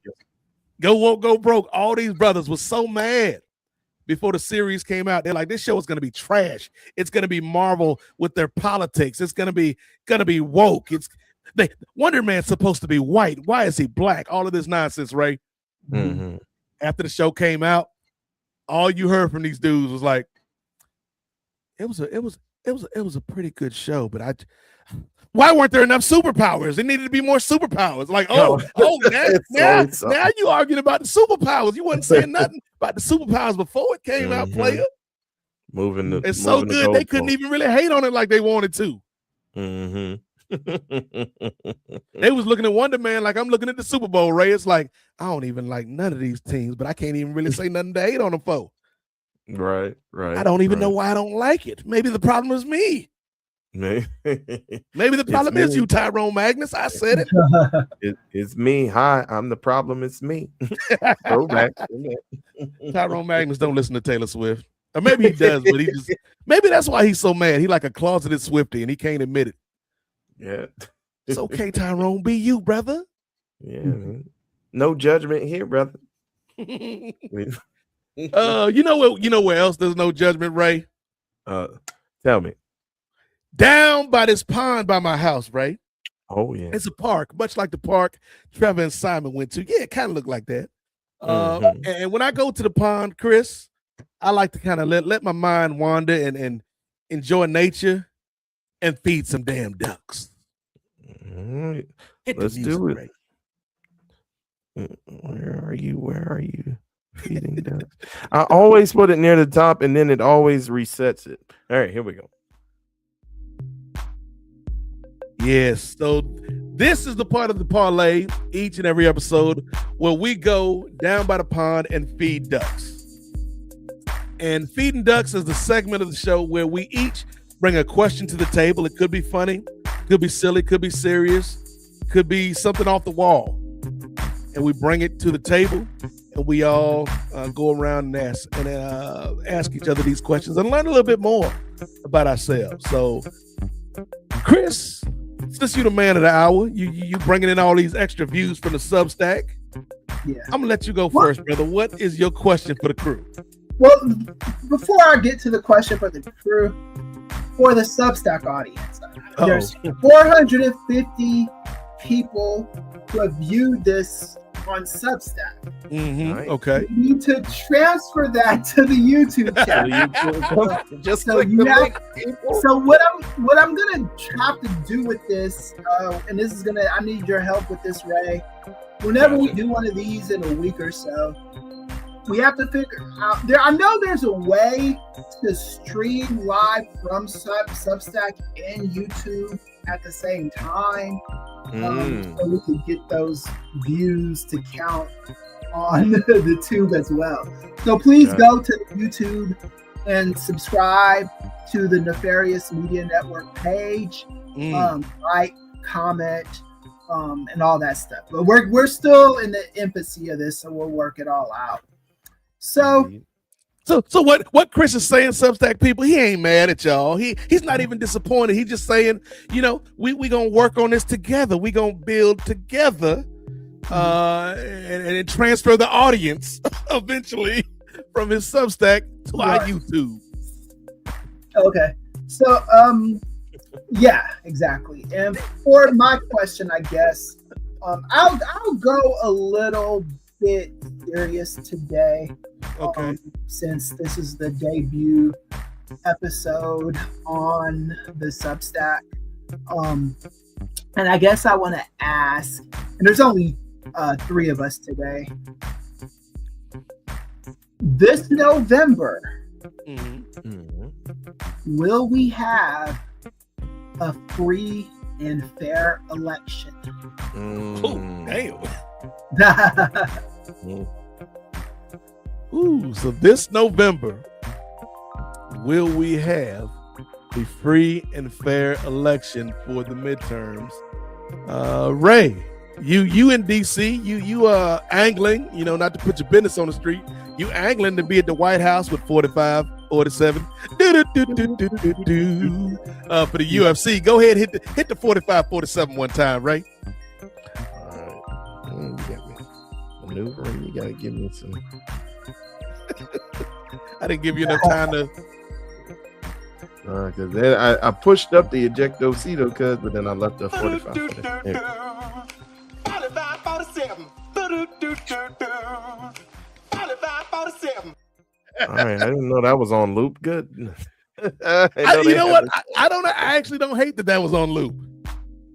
I didn't hate I think it goes together. It kind of has a rhythm going together. Yeah, I didn't hate that. I didn't hate that. That was the debut of the 45-47 drop. Because we were going to use it last week, but it was a little too insensitive for the topic at hand. Yeah. I came since I don't know if whoever was in attendance noticed my pause before I said President Trump. But yeah, I was so tempted. I was itching. But yes. But Ray, for those that don't know, Ray is trying to get press access to the UFC fight in DC. So Ray, you are a DC correspondent. Do you believe we will have free and fair elections in November? Well, I'm thinking, and I think if I was on the side of MAGA in 2020, I'd be like, when were elections free and fair? Were they ever free and fair? And if I'm on the side of the liberals, the way they're gutting the Civil Rights Act and the Voters' Right Act is like, all right, I don't think they were fair for the last 20 years. I mean, I think, and we kind of, I asked this question, or I asked the question to brother Chris offline after one of our shows last week, just asking him if he thinks that they're going to get in, like, if there's going to be any big interference that may shut down the vote, and as far as like nationwide, and he was like, it's a very small chance that that's going to happen since it's like individual states running it. And I think I've been hearing whispers, especially with Pam Bondi sending that letter to Minnesota. It was like, we'll take ICE out. All you got to do is give us all your voter records. I'm like, what? Like, what are you talking about? Tim Walsh, like, Drewski, what do you mean by that, Pam? What do you mean, right? And so, I'm gonna just say no. You gonna say no, Ray? Like Nancy Reagan in the crack era, just say no. There, if you know. But yeah, I'm gonna just say no. I don't think it's going to be widespread enough to where it's going to. I don't think it's going to make much of a difference. But you can never put anything past this administration. They're gonna at least try. Like we looked at 2016 with Russia getting involved with their bots and stuff, which is what led me to get off of Facebook for a good while. I don't want them Russians looking at my stuff. Yeah, with the whole insurrection too. Yeah, and insurrection too. So but do I think it's going to affect the outcome of at least like the House and possibly the Senate shifting? I don't think so. Okay, so Ray says no, but it won't have too much effect on the ultimate outcome. Not to overstep my place, Ray. But this may be an analogy that Chris has never used in one of his courses. So allow me, if I could be so bold as to teach the teacher on this one, Chris. Because if you look at nationwide elections during the Donald Trump era, it is very reminiscent to an old Hanna-Barbera show that I love to this day, Ray. And I know Chris probably got fond memories of it as well. It was a show called Yogi Bear and the All-Star Laugh Olympics, cuz. Yeah. So for those that don't know about the All-Star Laugh, I'm getting there, Chris. For those that don't know about the All-Star Laugh Olympics, you can pull up a picture, Ray, while I'm talking. F at that. So the And concept. Olympics is spelled with the A. So I just wanted to Yes, and it's laugh. LAFFA Olympics. It's the Yeah. Laugh Olympics, right? We having fun. But the Laugh Olympics, you had 3 teams made up of all of your favorite Hanna-Barbera cartoon characters. It was like the original cinematic universe of Hanna-Barbera. Mhm. And Yogi Bear, this team was Yogi Yahoo. Mhm. And Scooby-Doo with his team, the Scooby Doobies. What were they doing in the van? And then you had the villains. The villains was all just put on one team, Ray, and they was called the Really Rottens. And your announcers for the event was Snagglepuss. He was up there with his little pink jacket on. Oh, we're gonna talk about the Olympics, having some Mugachorty fun. and the thing with the Really Rottens, Chris, every episode, it don't matter if they was in first place, second place, or third place. Every episode they tried to cheat to win. Mhm. And 9 times out of 10, the Really Rottens did not win. Yeah. But they tried every time. And that's how I feel with these elections with Trump. Every single time, Chris, whether you're talking about 2016, 2020, 2024, going into these midterms, there it is, the All-Star Laugh Olympics, ladies and gentlemen. Know your history. But every single election Trump has been involved in, Chris, they have tried to cheat. They have tried to steal. They have tried to do whatever they can to hinder people from being able to vote, hinder people from being able to participate in the electoral process, even to the point where now you have some people worried that ICE agents may start showing up to the polls in November. And so, yeah, they're going to try to cheat because that's what they've been doing. They really rotten, right? That's what they've been doing. But will we have a free and fair election? I think my answer, Chris, is it will be as free and as fair as it can be when you have a cheater and his crew that are kind of overseeing the process. So then the question is, how do we beat that? How do we beat the cheat? And the only way we can beat the cheat for real, is by running up the score with numbers, with turnout, with voters being engaged. Because if everybody shows up and does what they're supposed to do for the betterment of their community, the betterment of their state, the betterment of the country, then they won't be able to cheat us all. And so that's where I'm coming from it at, Chris. But first of all, question number 1 to you is, what did you think of my analogy? And then the second question is, since you asked the damn question, do you think we'll have a free and fair election in November? Oh yeah. The analogy, I like it, and shout out to Laugh Olympics. Feel free to use it in your next course, Chris. I give you the blessing. I think the precursor to the Laugh Olympics was the Wacky Races. Wacky Races, yes. And then before that, it was just the Battle of the Network Stars. So anyway, here's the thing with the elections this year. It will be free and fair if Democrats take everything serious. If they take what the Republicans are trying to do seriously, more seriously than they took what's it called? Than they took January 6th in 2020, in 2021 rather. If you got to take this stuff seriously, because when I hear Steve Bannon on radio shows talking about having armed militias at polling places, I do think that's something they're going to actively try to do. Depending on the state, they might, the governor, and how sycophantic the state's governor is, they might actively try to do that, right now it's kind of weird. Why am I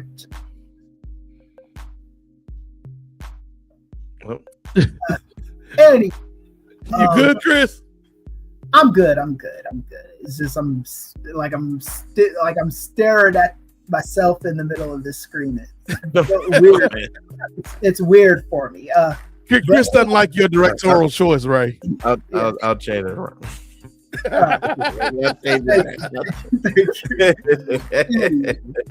It's freaking me out a little bit. But anyway, yeah, you got to take this stuff seriously. Steve, I think that and states are weird, right? Because there are just slightly more Republican governors than Democratic governors right now. Slightly more. All of the governors of red states are men that I trust. Like the governor of Kentucky, Governor Bashir. He's a decent guy. The governor of Pennsylvania, he's cool. The governor of North Carolina, he's a good guy as well. So you trust Greg Abbott, brother? I was gonna say, what about Greg Abbott? Cuz Greg Abbott has already shown that he is going to do what Trump tells him to do. You know, that's true. He's the reason. Like, and there is some optimism with that though, because Abbott told Trump told Abbott to get them 5 more Republican seats to redraw the maps because we need more Republican seats. There was just a special election. There was a special election in Texas about a week ago in a very ruby red Republican area. I forget the name of the. You could probably find it if you look up special election Texas. It should be the first thing to come up. And the Democrat won, and it was like I want to say it was like a 30-point swing. So the momentum is in our favor. If you look at the special elections in 2025, there was an election in my former home state of Tennessee where the Democrat lost, but because of course the Democrat lost is Tennessee, but the Democrat was able to only lose by 7 points, whereas before in the past, the Democrats in that district, I think it was Tennessee District 7, they lost by 20 and 30 points. The losses were a lot more. So the momentum is in Democrats' favors. Now, I don't know how, if you are a Democratic governor, if Steve Bannon and them are really serious about the armed militias at polling places, or even if you're not a Democratic governor, if you're a mayor of a city, do you send your own armed militias at a polling place, to combat ICE? I have no answers for it. So I say all that to say that we have to be diligent. We have to write our elected officials and tell them, look, we demand a fair elections. If MAGA wins, MAGA wins. That's just then the country is not where we want it to be. That's something we as progressives and Democrats have to work out. But we don't want voter intimidation. We don't want the trickery and the fuckery that went on in 2024 either. Because I do believe that those elections in 2024 did tilt the electorate a little bit. Whether Kamala Harris would have won or not is a different story. I believe because all of the threats that happened on election day in 2024 were in blue states, in swing states. They were all in swing states. There were bomb threats, and I do believe that there were a lot of people that didn't want to go back out and vote. And if you look at the margins, Trump beat Harris by 2 million votes, and I do think that it is enough to tilt the election. The problem with all of this, though, is Harris should have mopped the floor with this guy. It should not have been where enough for if 2 million people stayed home, there still should have been 90 million people voting for Harris. So it just is what it is. So I think we will be fine in the country, but we have to just stay on top of our elected officials and demand free and fair elections. Just demand what you want out of these people. They work for us. We do not work for them. So what is that? What does that say? Is that what the Texas election? Yes. So the special election you were talking about for a state Senate seat on Saturday, which I believe was Saturday, so 3 days ago. So recently, it saw the Democratic candidate, Union leader Taylor Remitt, win by a 14-point margin, but that doesn't tell the full story. Remitt defeated a Trump-backed candidate in a district the president won by a 58-41 margin in 2024. It means the result represents a huge 31-point swing towards the Democrats from that presidential election. Yeah, and the narrative by these Republicans are going to be, well, it was an off-year election or it was a special election and it doesn't matter.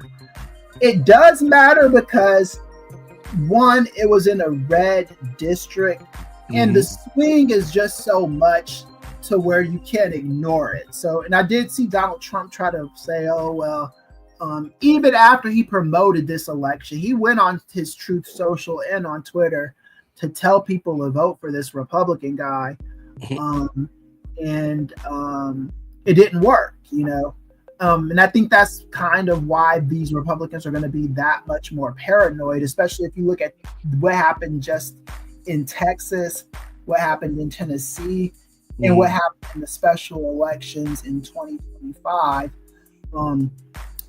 It means it's good news for Democrats, but it means you got to be more diligent because these guys are going to try anything. They're going to try voter intimidation. It's ICE, because that's what Bannon said. He said ICE agents are going to be at all the polling spots. So they might try to do something violent against you. Again, I'm gonna talk to other intellectuals about this. I don't know if it's the right thing, Nate and Ray, to tell people like to strap up when you go vote. Right. Duck if you buck. Right.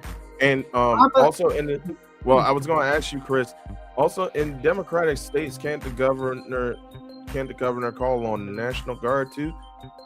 Yeah, that's the thing. That's the weird thing that we're going to have to wonder about too. Is will the National Guard be? And there are a couple Republican governors that I don't think they're going to be listening to Trump. To be honest with you, there's a good significant portion of MAGA that's over Trump. A lot of them are quitting Congress right now over that. Right? Yeah. We're almost at there's a realistic chance we could get Congress back before November. The Senate map is a little bit more difficult, but I don't think it's Trump is so unpopular right now that the Democrats do have a realistic chance of winning the Senate by like 3, 4, or 5 seats. Maybe not a super majority. And I think if you're a Democrat and you're asked about it, the message can't be, "Oh yeah, we'll beat Trump, and then we'll just make his job harder for the next 2-3 years or whatever." The message has to be that if you get power back, your goal is to impeach him, and to remove him. It's got to be the two. You can't say, "Oh, we're just going to impeach him," because at this point, people are up on game by now. People know that impeachment doesn't mean anything unless removal is involved. So he's got twice impeached. Yeah, I was like, he's been impeached already, dog. He's like, hey, that's what I do, baby. Right? Yeah. So go for the three-peat. So when you impeach him, So, and this is where I say you don't need a super majority of Democrats to impeach to have him removed. What you need is the Republicans to get mollywopped in November.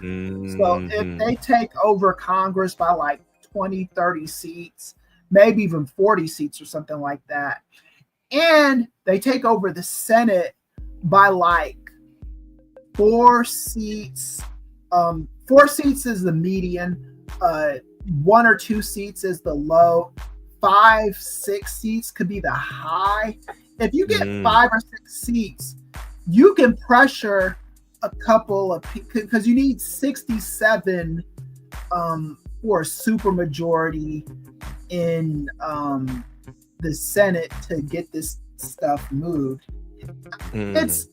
It's a racist. It's all that electoral college shit, the supermajority stuff. Those are racist relics of the past that sometimes work in Democrats' favor. The states' rights stuff right now does work in Democrats' favor, but the supermajority stuff is there just to keep rich, white, racist people in power. Because you shouldn't need a supermajority.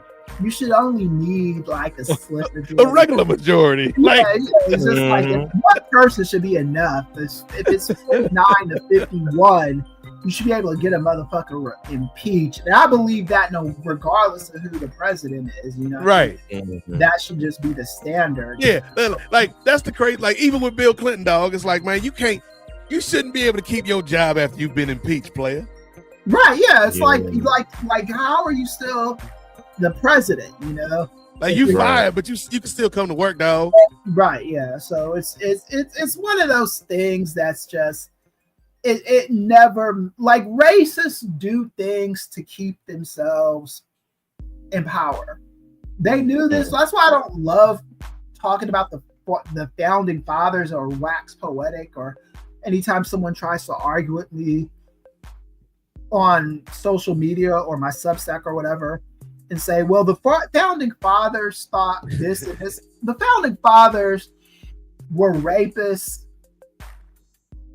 slave owners, and they were thinking about themselves and their own rights to property. They weren't thinking about everybody, So that's why you ain't want to do that Hamilton episode with me and Brittany, Chris? I would have did it. I would have been picking out my issues with it. But I would have did me it. and Brittany just trying to sing, Ray, and this man Chris just like, he was a rapist too. Yeah, and racist. I actually had, and this is a true story. In 2019, okay, I had my students, and I don't assign these papers anymore about the Constitutional Convention. I just don't do it anymore. I teach on the Constitutional Convention. I don't have students write papers on them. Okay. Because I had this one student, and he, like, his paper was Hamilton verbatim. It's like he watched opening credits, all that, down to when Lin-Manuel Miranda sings the Alexander Hamilton, like it was that plagiarized. Wow. From that play, Damn. You had Simon Williams in your class? Yeah. And he couldn't think of nothing original. A young Simon Williams, just right, yeah. That's an orphan bastard son of right, yeah. So yeah, but yeah, they're all these things in place to make sure white people hold on to power. So Democrats are going to have to start thinking outside the box. Not to go off on a tangent, but one thing is going to be not hack the Supreme Courts. That's the wrong language. Expand the Supreme Courts. Because when you say pack the Supreme Courts, it makes people think you're doing something underhanded, something nefarious, something wrong, something nefarious, even. Yeah. But when you say expand the Supreme Court, people understand that a little bit better. I think people are listening more because they're seeing what's the structures, how they're messing up. the ICE stuff, people are seeing how much of a failure ICE has been. People are looking at how much of a failure American democracy is turning into, you know? If Donald Trump doesn't go away after this year, you got to give American democracy like a D-. And I'm talking about even if we get the Senate and Congress, if we get the Senate and the House of Representatives, you still have to give it a fucking D-. Damn. You can't even you could get it back in C range if you get a good president and they go in and fix stuff, but there's just too many idiots in the country right now to where you couldn't get you could pass it, but it's a very, very low passing score. It's like that episode of The Simpsons from a long time ago where Bart gets the D- and they put it on the refrigerator or whatever. And his parents are more proud of his D- than Lisa's A's. Yeah, that's how you're gonna have. That's how we gotta look at this shit, man. Because we don't have a fucking A on democracy. We never had an A. Yeah, but on a good day, you could give us a B-. The government structures have held up very well. I will give the forefathers credit for that. Okay. You know, because right now, states' rights are what's saving us. Those guys that did all those killings in January, even though Trump is a piece of shit, if they get jailed in the state of Minnesota, they are going to stay in jail because the governor of Minnesota, Tim Walz, and whoever the Democrat is that's going to beat the Republican that's running, they're going to make sure that those people stay in jail. It's just like that one lady that tried to steal an election in Colorado. They put her old ass in jail, and Trump is like saying, "Hey, Colorado, we're not going to do something for you unless you let her out of jail." And the governor there's just been like, "Yeah, fuck you. This old is guilty. She's staying her ass in jail." That's a positive thing right there. That's a states' right thing that's benefiting us at the moment.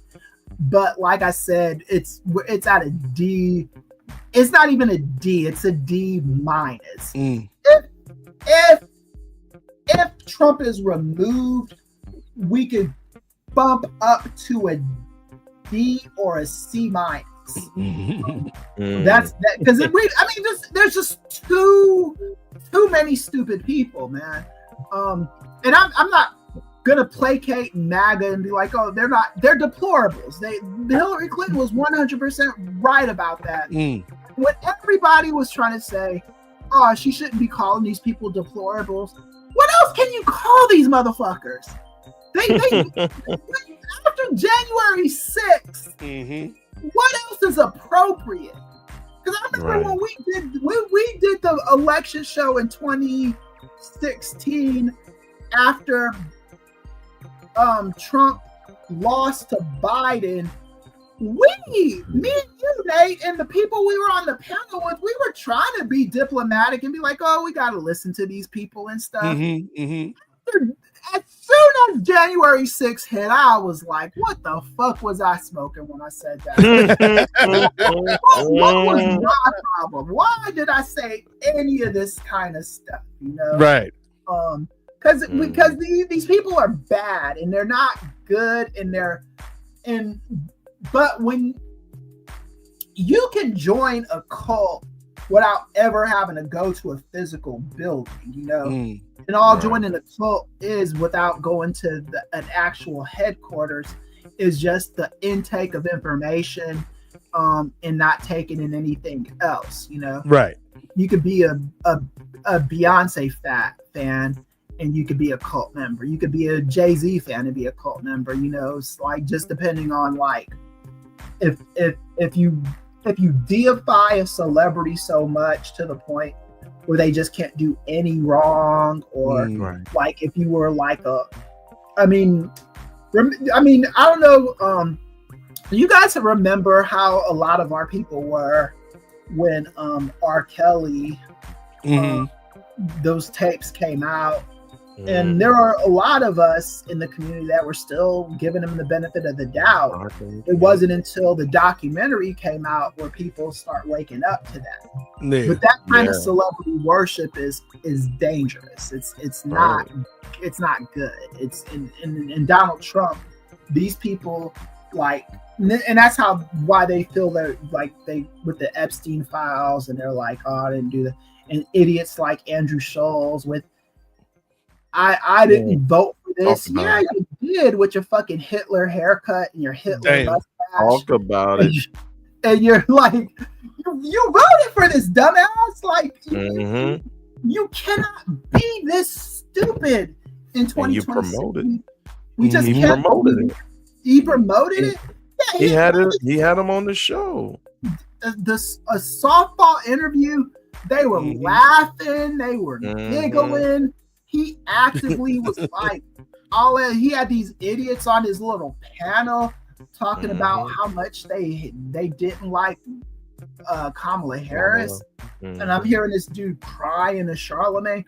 And Charlemagne's an idiot himself. The difference between Charlemagne and someone like a Candace Owens is I don't think Charlemagne, or even Envy for that, I don't think they're inherently evil, you know. Whoa, Chris, that's a big step for you, Chris. I know you and Envy got beef on these streets. I think they're stupid, you know, which is different. Which stupidity can could lead to evil. I think Envy, he made the mistake of listening to a crook on real estate, and give him real estate advice and thinking that made him a real estate expert. Right. When in actuality, to be good at real estate, you have to go through like hours of schooling and just learning about how the markets work when it comes to real estate, all that shit. You know, it's not an easy thing to do, you know? Right. I'm a good cook at home. I can't work in Wolfgang Puck's kitchen because the food that I cook is good for the audience of people at my house, you know. Right. It's not good for the masses, like, and that's the thing with Charlemagne. Charlemagne is not. I think Charlemagne is I don't think he's actively evil, but I think he cares about his bag, and he's telling people bad stuff, you know. And I think he could be good if he tries to. Someone like a Candace Owens or Marjorie Taylor Greene, they're evil, and I don't think there's anything that can be done about it. Marjorie Taylor Greene, you can use her. I was gonna say, cause sometimes you need an evil person to help you take down another evil person. You can use that her brand of evil to your advantage. You just can't forget. I seen the Avengers. Loki was down with them against Thanos. That's all I'm saying, cuz. Yeah, but at the end of the day, you can't forget he's Loki. You know? Right. Exactly. With Marjorie Taylor Greene, you can work with her for as long as you need to. In the Justice League, they worked with Lex Luthor a few times. At the end of the day, he's still Lex Luthor, though. You know, you just have to remember that about him. You know, just remember the scorpion is on your back, frog. Right? Yeah. So I think that's the long version of we'll have free and fair elections, but we all have to be diligent, and we all have to understand politicians are not going to save us. We are going to save us. Yes. Don't fall in love with politicians. You vote for them to do a job. They're not your friends. Yeah, politics is about the science of the distribution of goods. Who gets what, when, and where, and how. That's what political science is. If you start overthinking it like, oh, Kamala, I don't like her Gaza stance, then you're a dumbass. I hate to say it like that, but you are, because you're not. You're thinking about stuff that she has nothing to do with. You don't care about Kamala Harris's Gaza stance until she's in a position to be able to manipulate things. And especially when she was like, people were caring about this woman's Gaza stance when Donald Trump was actively saying, I want to turn the strip into a beach club resort or a strip mall and all that stuff. And you're like sweating. And that's the sad thing about being black, is nothing's ever good enough. Like even with this, I'm sorry, I'm going on a rant, but even with this James Talrico, talk about it. He was like, the journalist came out and said that he said to her that he thought he was going to be going up against intelligent black woman, not a mediocre black man. The journalist that said he said that is a journalist. I forget her name. I want to say it starts with. I've gotten into arguments with this woman. She was such a Talrico supporter that it got on my fucking nerves. Not because I don't like. Even still, I don't dislike Talrico, but the fact. And he said I didn't say he was a mediocre black man. I said he ran a mediocre campaign. The fact that you can fix your lips to say anything about Colin Allred is mediocre is just problematic, in my opinion. This guy used to be an NFL player. He comes from a single mother household, and he made it to Congress based off of with little. Now, there's nothing about him that's mediocre. His campaign, when he ran for Senate, he got more votes than Kamala Harris. He in the state of Texas, he was neck and neck with Trump. He barely lost to Ted Cruz. He did better than Beto O'Rourke. He did better than anybody else. The guy's not mediocre, you know. And again, I've said all this to say that if Talrico wins, vote for him. Don't not vote for him. I'm just saying all that to say that when you're black, people expect you to just be magical and like all this other shit. All Colin Allred is he did his job and he did what he could, and at the end of the day, it's Texas. So yeah. So just be diligent in 2020, or 2026. So to quote Chris's student so many years ago, when you go to the polls in November, remember, history has its eyes on you. Right, yeah. I had to lean back on that one, Ray. That's a good question, Doc. Yeah. I'm gonna take us to the silly lane, because just talking about Laugh Olympics brought to mind some of my favorite cartoons from back in the day. And you know, we all grown adults, but just because you a grown adult don't mean you can't have a little whimsy in your life every now and then. So my question to the group is, what cartoon from back in the day when you was a kid would you like to see, either like all the old episodes out where you could watch, or an updated version that you would still watch today? What cartoon would you like to see? And we can start with you on this one, Chris. Yeah, so there's a few. Okay, so here's the thing. I can watch all the old cartoons still.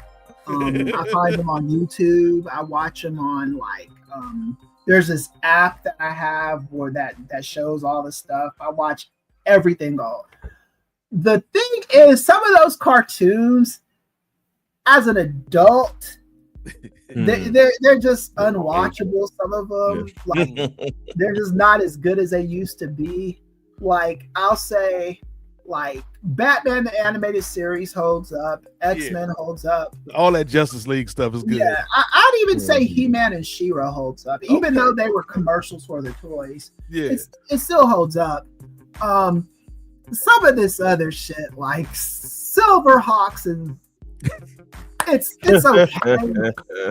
Yo, Silverhawks is crazy though, because okay, look, it's one thing, Silverhawks, for you to get me to believe that in the future we got cybernetic cops basically out here, partly metal, partly real. They the Silverhawks, right? They protecting the universe. Okay, I can believe that. I can believe that you got this villain named Monstar, who is basically just Space Mumra from the Thundercats, and he be transforming with the moonlight. I can believe that. But you go too far, Silverhawks cartoon, when you tell me that a man is flying a spaceship through the power of the electric guitar. Right. There was a cowboy character, Ray, on the Silverhawk that would fly and fight with a musical guitar, and ain't no sound in space. Right, you sing guitar. Going too far, Silverhawks. Yeah. So, but for my cartoon, that I would want to see, and this cartoon it's okay to watch back. Okay. Some of the episodes are on YouTube. It would be the Central Organization of Police Specialists, aka cops. With fighting crime in a future time, Chris. With the lead character being the police chief, Bulletproof. Yes. And the backstory on him, Black police chief. Yeah, he was he was like these crooks shot him in the chest and stuff, and he got a cybernetic chest or whatever, and it became bulletproof. And there was just so many cool people on that cartoon, like Long Arm and Get it right?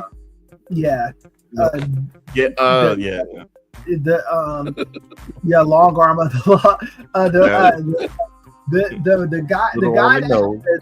the guy that had the robot dog. Yes. I forget. Berserker was one of the bad guys. Big Boss was one of the Nightshade. Nightshade, yeah. It was such a good cartoon, and I would like to see like an updated version of that. And also, I've been dying to see like a movie version of Batman Beyond. Okay. I've been, because you could still get like I thought back in the day you could get Clint Eastwood to play Bruce Wayne, but Clint Eastwood's in his 90s now. But you could definitely get Michael Keaton to play old Bruce Wayne, you know. He just did it in the damn Flash movie that nobody liked.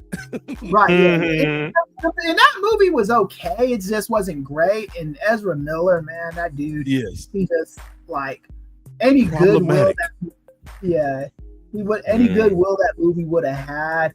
I think if he wasn't attacked, if he didn't get involved in all that stuff, I think that movie would have people would have liked the movie a little bit better. He just, but I want to see that. I like to see Batman Beyond and Cops. Those are the number one and number two things I want to see.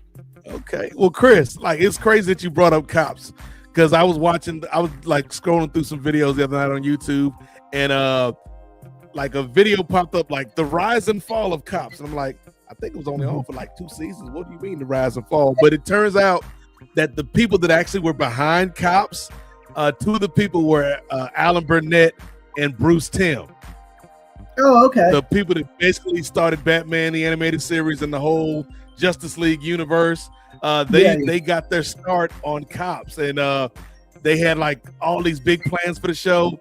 But part of the reason it didn't work is the toys they made were too big to fit in, like, you know, because back in the day you played with all like G.I. Joe's, Transformers, you all played with all your toys together. But the cops toys were too big to play in the other toys play sets. And parents were like, we ain't buying you no damn extra stuff. I actually do remember that about those toys. They weren't the greatest. They even had, I had one of those long arm things, and it was just so clunky. And the only thing that was cool about the cops toys was they had like the cap guns that you could fire. Right, but it wasn't. And Bruce Timm, I didn't know he was the person that was one of the creators of that, the Timmverse. And I like Bruce Timm. I didn't like him towards the later parts of. My issue with Bruce Timm is here we go. Like it's. Well, I just think like I don't think you have to make Batman and Batgirl be dating and fucking. Yeah, that was a little weird. Single thing, you know. It's like if you want to tell that story once, that's fine, but like it was starting to get weird that he started doing it in everything. Because it's just weird because Bruce Wayne on those cartoons is like probably 30, anywhere between 35 and 45 years old, and Barbara Gordon is like, you know, a college student, and it's just weird, you know. And contrary to what people, not 35-year-olds are not, I mean, like 45-year-olds are not necessarily trying to date 20-year-olds like that, you know. I know there are some that are doing that, but I mean, like, especially when she was dating your ward, your prodigy. Yeah, it's just weird as fuck. That's Dirty Mac and Batman. But that's very Dirty Mac. But outside of that, it was Bruce Timm is great though. You know. Yeah. And shout out to Dwayne McDuffie too. R.I.P. to Dwayne McDuffie. That whole squad that worked on those DC shows back in the day, everything they did. Static Shock was a killer. Batman Beyond was a killer. Superman was tight. Like they did their thing on those shows, man. I even liked the Zeta Project. I thought that was cool. It was alright. It was alright. I thought all that stuff was cool. I thought the Zeta Project, if it got another season, it would have been okay. I think it was just kind of finding its footing. Yeah, and that's the thing. Especially when it comes to selling toys, if it's either the kids are buying the toys or they're not. You don't get time. There's no finding your footing in animation, at least not back in those days. That's the thing with Cops, Chris, because the little video I was watching, there was like Cops, not only were the toys like not the greatest and they were too big, but they were coming out when G.I. Joe and Transformers was still out. Turtles was like the hottest toy in the game, and then so like that hurt the show. Then the other thing was the year after the cartoon came out, that's when Cops started on Fox. Right, and they got into a legal battle over the name Cops. Yeah, and that's why when it went to, I know this, when it went to Saturday mornings, on CBS they changed the name to Cyber Cops. Cops, right? To separate it away from the Cops TV show. Bad Boys. Yeah. It's not it's that's all. That's what they tried. And the bad thing about it was, like Chris said, they changed the name of the cartoon, but they had already produced so many of these damn toys that all said Cops on them, and they couldn't change it. I don't even know which one came first either. The cartoon actually came first. Yeah, I think the cartoon came first. But the thing that the video was saying was the TV show was so popular because it was like the first time like a show like that had been on. It's the first reality show. Yeah. And so it's like, even though the cartoon was first, everybody's like, nah, you ain't the real Cops. Yeah. Right. You some cyber cops. Right. And my grandmother, her hour on Sundays were Cops and America's Most Wanted. Back. I got a quick trivia note on America's Most Wanted. Okay. I had a friend in like 2005-ish, I want to say, who was who played in one of the sketches on America's Most Wanted, the criminal doing stuff. And some woman saw this fool. No. And she saw on America's Most Wanted and called the police on him. Damn. And he got arrested while I was with him. Wow. We were eating lunch in North Hollywood. And I explained to the cops, I was like, he was the actor on that episode of America's Most Wanted. He's not a criminal. He's not the actual dude. We got held up for 90 minutes. Damn. Trying to convince this dude that this guy wasn't a cop, because that lady, we were eating outside at one of those places. She just kept staring at us. And I was like, what the I think it's him. That's right. And you knew she was giving me Sandra Bullock from Crash vibes. Like, oh no! Why is this lady staring the fuck at us? And then the cops come, and then she leaves, and they come and arrest my friend, and they ask him if he's such and such. And he's like, oh, nah, I was playing him on an episode of America's Most Wanted. And I'm not a doctor, but I play one on TV. The crazy thing is that this lady apparently thought America's Most Wanted was showing real footage of these crimes as they happen.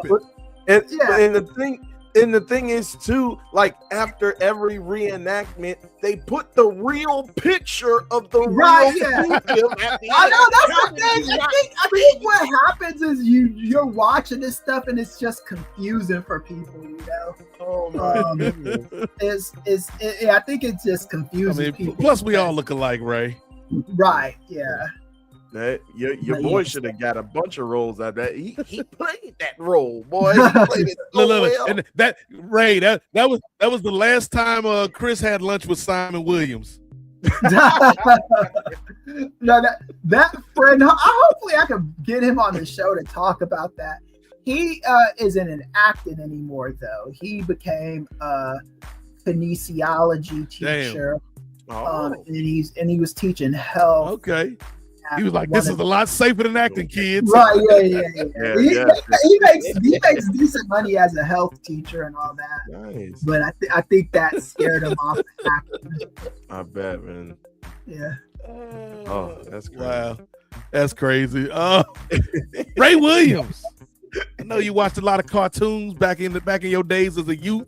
What cartoon would you like to see either brought back, streaming in some format, or revived?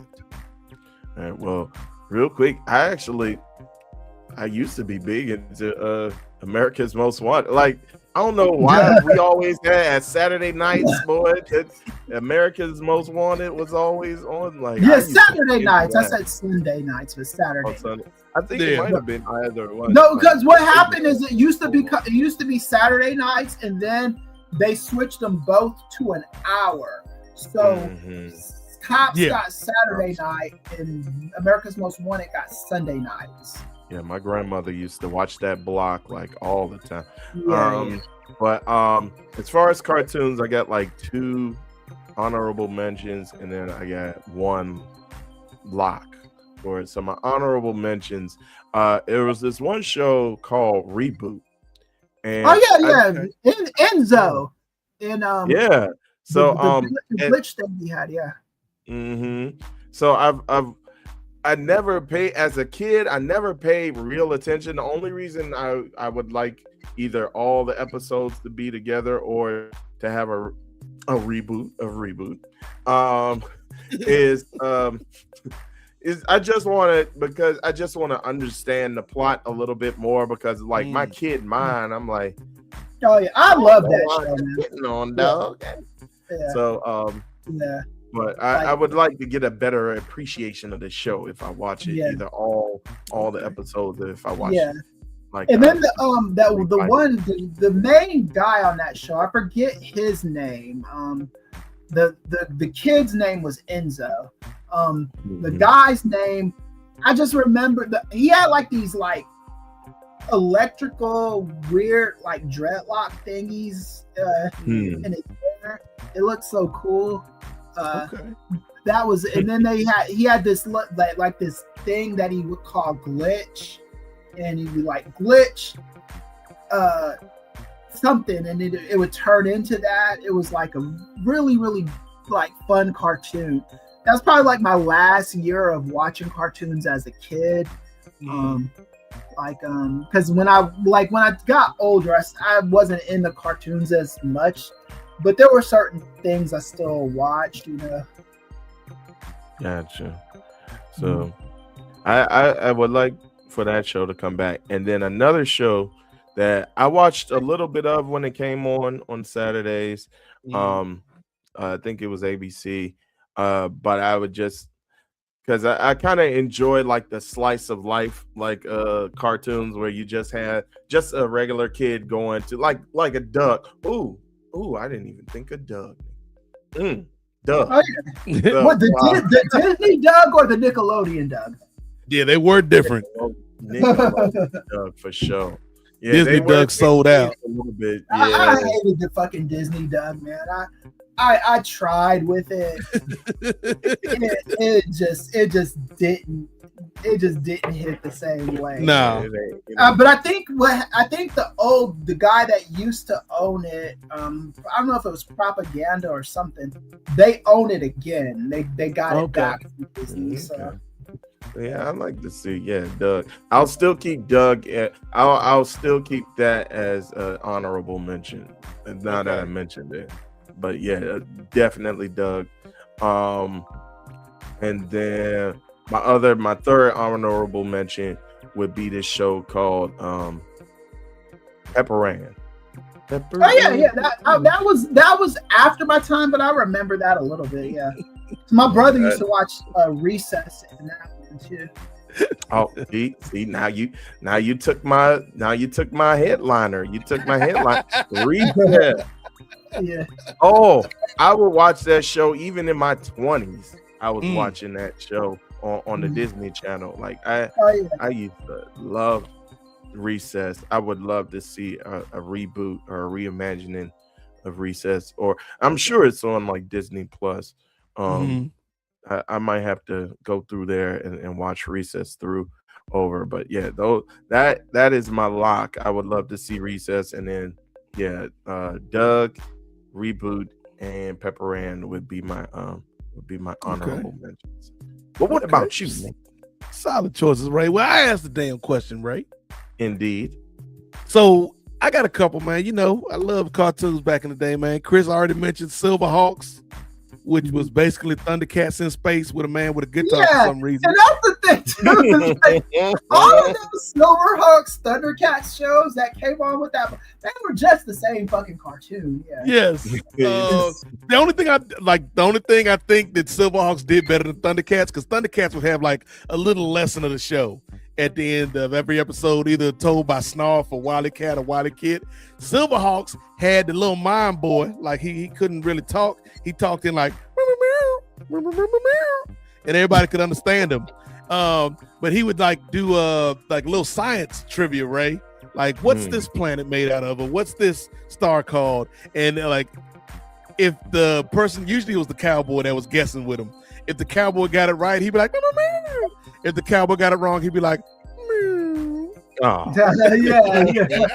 I remember that. Yeah. But yeah, that Silverhawks, Thundercats, all that was cool. There used to be this show back in the day when they were trying to market to an urban audience called Street Frogs. It was like, who can do hip hop better than a frog can? Street Frogs. Like, no. I don't want to watch. I'm black and I don't want to watch these rapping ass frogs. Who asked for that? Nobody asked for that. Yeah. There was a lot of similar cartoons back in the day, and you had to pick a side, Ray. GoBots or Transformers. You know what I'm saying? And GoBots actually came before Transformers. They did. Like another show Another show, yeah, Cops and Cops. Garfield and Heathcliff. Oh yeah. Heathcliff was like the hood Garfield. Right. Garfield was living in the middle, kind of like a middle income neighborhood with John. He was always fed. Heathcliff had to dig in the garbage and eat fish. Get it from the mud. Came up from the mud. Heathcliff. Out the mud. Yeah. Okay. So, like with Heathcliff, the first iteration of Heathcliff, I did not like that much because it was called the Heathcliff and Marmaduke Hour. Yeah, ain't nobody here to see Marmaduke. Yeah, and it wasn't great. Yeah. But when it turned into Heathcliff, yes, and then the first half of the cartoon was Heathcliff doing his bullshit, fucking with that dog, beating his ass all the time. And then the second half was the Cadillac Cats. Yes, with Riff Raff and them. Riff Raff, Mongo, Wordsworth, and I forget. Look, Ray, you don't know nothing about this, Ray. So Heathcliff, we already established Heathcliff got it out the mud, right? Heathcliff was a real G. But the Cadillac kids, as Chris is saying, they was even more in the mud than Heathcliff. Right, yeah. They was living in a Cadillac in a junkyard. Right, and Heathcliff's girlfriend was just she wasn't nothing. Riff Raff's girlfriend Cleo was that chick. She was that cat. She wore like the 80s like the leg warmers and shit. And she was like, and Riff Raff was like, it was almost kind of like as close to a pimp cartoon character for a cat as you could. Because Riff Raff wasn't like Heathcliff. Riff Raff wasn't getting into fights with Riff Raff, if he was going to fight you, he was going to get someone else to do it. Yeah. He would outsmart you. He had his Cadillac.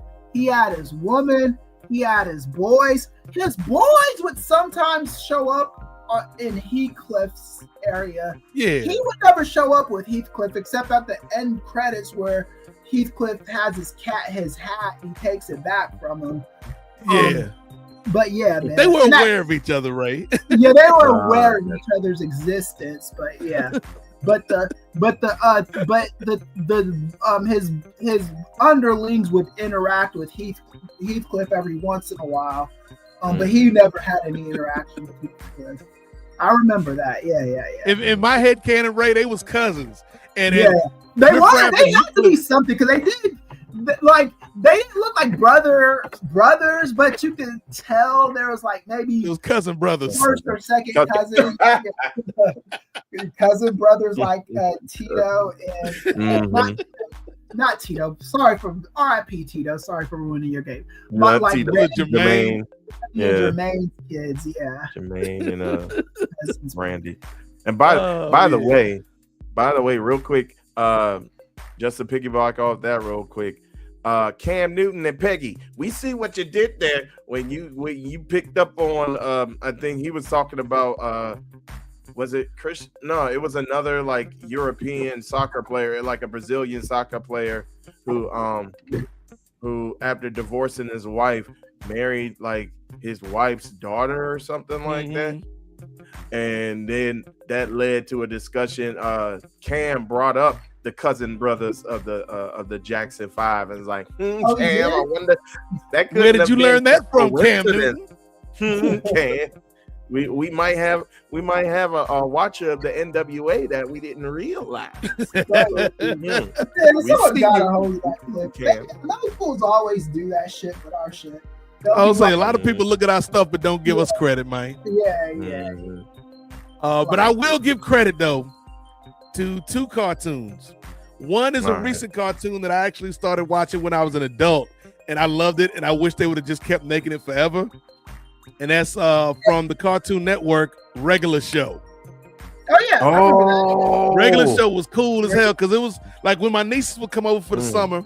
A lot of times, if it was too hot to go outside and play, we just watch TV and order pizza or whatever. And of course, they watch a Cartoon Network, so you got 3-hour marathons of like Gumball, which was all right. Teen Titans Go, it's all right. But then regular show would come on. I'm like, yo, this regular show kind of hot though. Because it's a cartoon and they do all this crazy stuff. But at the end of the day, it's just Mortimer and Bigby, or Rigby. Rigby and Mortimer. Mordecai and Rigby. They just two regular ass dudes that work for a job. And they drink soda all the time when they get off work. They drink soda when they get off work, and they have adventures with their friends who hate their jobs too. And I'm like, regular show is for regular niggas, man. Yeah, for real. Regular show, right? And like you could tell it was made by people that grew up in the '80s because of the music choices and stuff, and some of the crazy references they make. So yeah, I love regular show, man. I wish they would still make it to this day. Craig and Creek was pretty good too, man. I used to have regular show back when they had before Netflix blew up with the streaming. I used to have like regular show on DVD, like season 1, season 2. I just imagine Ray at the crib like, what? Yeah. Like there are these 2000s cartoons that I used to love. I don't know if y'all remember like Iron Man Armored Adventures, where he was like Iron Man in high school. Superhero Squad, which was with the Marvel characters. Yeah. There was the Teen Titans, not Teen Titans Go, not that one. There's a different the Teen Titans in the 2000s. Man, that cartoon was so awesome. I heard, it was just, but back in those 2000s, I can't really sleep on a lot of those cartoons from back then. There was an MTV Spider-Man that was cool. Yeah, that was good. That was good. Yeah. But my show is from the 2000s. My other show, other than regular show, that I want to bring back, and we talked about it a little bit, Chris. Justice League / Justice League Unlimited, man. Right. Yeah. To me, that's like not even just superhero cartoons. To me, it's one of the best American cartoons ever, Ray. Like I put it up there with like the Boondocks. I put it up there with like the Simpsons. I put it up there with like the Venture Brothers, man, from Adult Swim. Like Justice League Unlimited, man, for what they were able to do on Fox Kids and then on the Cartoon Network, they did the damn thing, man. Like some of the best characterizations of some of these heroes and villains that you've ever seen in any medium. So yeah, shout out to Bruce Timm, Dwayne McDuffie, Ross Tucker, the whole Alan Burnett, the whole crew. Andrea Romano, the voice. Andrea Romano, the GOAT. Yeah. One of the greatest voice casters in the game. And see, Chris got stories all the time, Ray. I'm going to tell my story. Oh, go ahead, bro. So one time on these Twitter streets, maybe about 10 years ago, 15 years ago, I was like trying to expand my voice acting, that I do on the side. Okay. And I seen somebody like link Andrea Romano in a Justice League tweet. I'm like, yo, I didn't know Andrea Romano was on these Twitter streets. And had I read the thread a little bit more, I would not have made the mistake that I made. But I tweeted, I may have been having a couple sodas, that night. Sodas. And I tweeted Andrea Romano. I was like, hey, man, big fan of yours. And, I'm an up-and-coming voice actor. I'm aspiring. Any tips? I was on my Simon Williams, right? And she wrote back, and to be fair, she probably wasn't directing this directly at me, but it was just kind of all the people that had tweeted her from the first tweet. She was like, how many times do I have to tell you I'm not that Andrea Romano? I'm just a regular person named Andrea Romano. And I went back to the original thread. Well, here's the thing. I went back to the original thread afterwards, Chris, because in the moment, I'm thinking, what? Now I'm beefing with Andrea Romano. I don't know which Romano, but I'm beefing with Andrea Romano. Right. What I should have did, Chris, in that moment was go back, read the original thread, and be like, oh, my bad. Because whoever tagged her originally put her, tag the wrong Andrea Romano who ain't even on Twitter. I should have been like, oh, my bad. Hey, I'm sorry all these people are getting at you. I hope you're having a great night. That's what I should have done, right? Right. What I did Uh-oh. was I wrote back to the lady, man, because, like I said, man, I had me 3, 4, 5 sodas, something like that. Once those sodas hit you, boy. The combination gets you, Ray. Oh, yeah. And I wrote back because she was like, I'm not that Andrea Romano. I wish you people would just fucking stop hitting me up or something, however she phrased it. And I was like, I think I said something to the effect of, don't get mad because you're not who we think you are. You just somebody that don't matter. And like I said, Ray, had I had some time to think about it, I wouldn't have said that to that lady, man. She ain't deserved that. But I was in my feelings, Chris. And so I think she said something back to me, but I'd already muted her by then. So I was like, you don't matter. So if you are watching Random Andrea Romano, I just want to say I'm sorry. I have grown from that moment. I've become a better person, and I hope that you have a wonderful night, Andrea Romano. Shout out to all the Andrea Romanos. Shout out to all the Romanos. Ray, Andrea, this other Andrea, all of them. The cheese. Christy Romano. Oh yeah. Christy Carlson Romano. Yeah. Yes. Oh, that's the homegirl. I think she lives in Austin, Texas now. The one from yes, she does. The one that was on that Shia LaBeouf show, right? Yes. Even she's cool people. Yeah, she's cool people. Hopefully she don't vote for Greg Abbott. I've met her once or twice, and because I think she used to live in Orange County too. Okay. Yeah. That's the other thing. That's the other thing about Wonder Man. Thank you for saying Orange County, Chris, because if you remember that show, the OC from back in the day, they had that theme song by Phantom Planet. California, here we come, right back where we started from. California. I know Ray old emo kid Ray used to love that boy. That single went triple platinum in the Ray household. That was the jam. His mom, you don't understand how it's hard living in the OC. California, here we come. But in Wonder Man, like, it's a good song. I ain't gonna front. It's a good song. But the way they use Wonder Man, the way they use that song in episode 8 of Wonder Man, it's excellent. It's an excellent needle drop. So that's another reason to watch Wonder Man, because they paid Phantom Planet for that song. Nice. But we ain't here to talk about emo, Ray. We're here to get Ray's questions so we can go home. We all at our home, so we can let the people go home. Ray, what is your question for the group?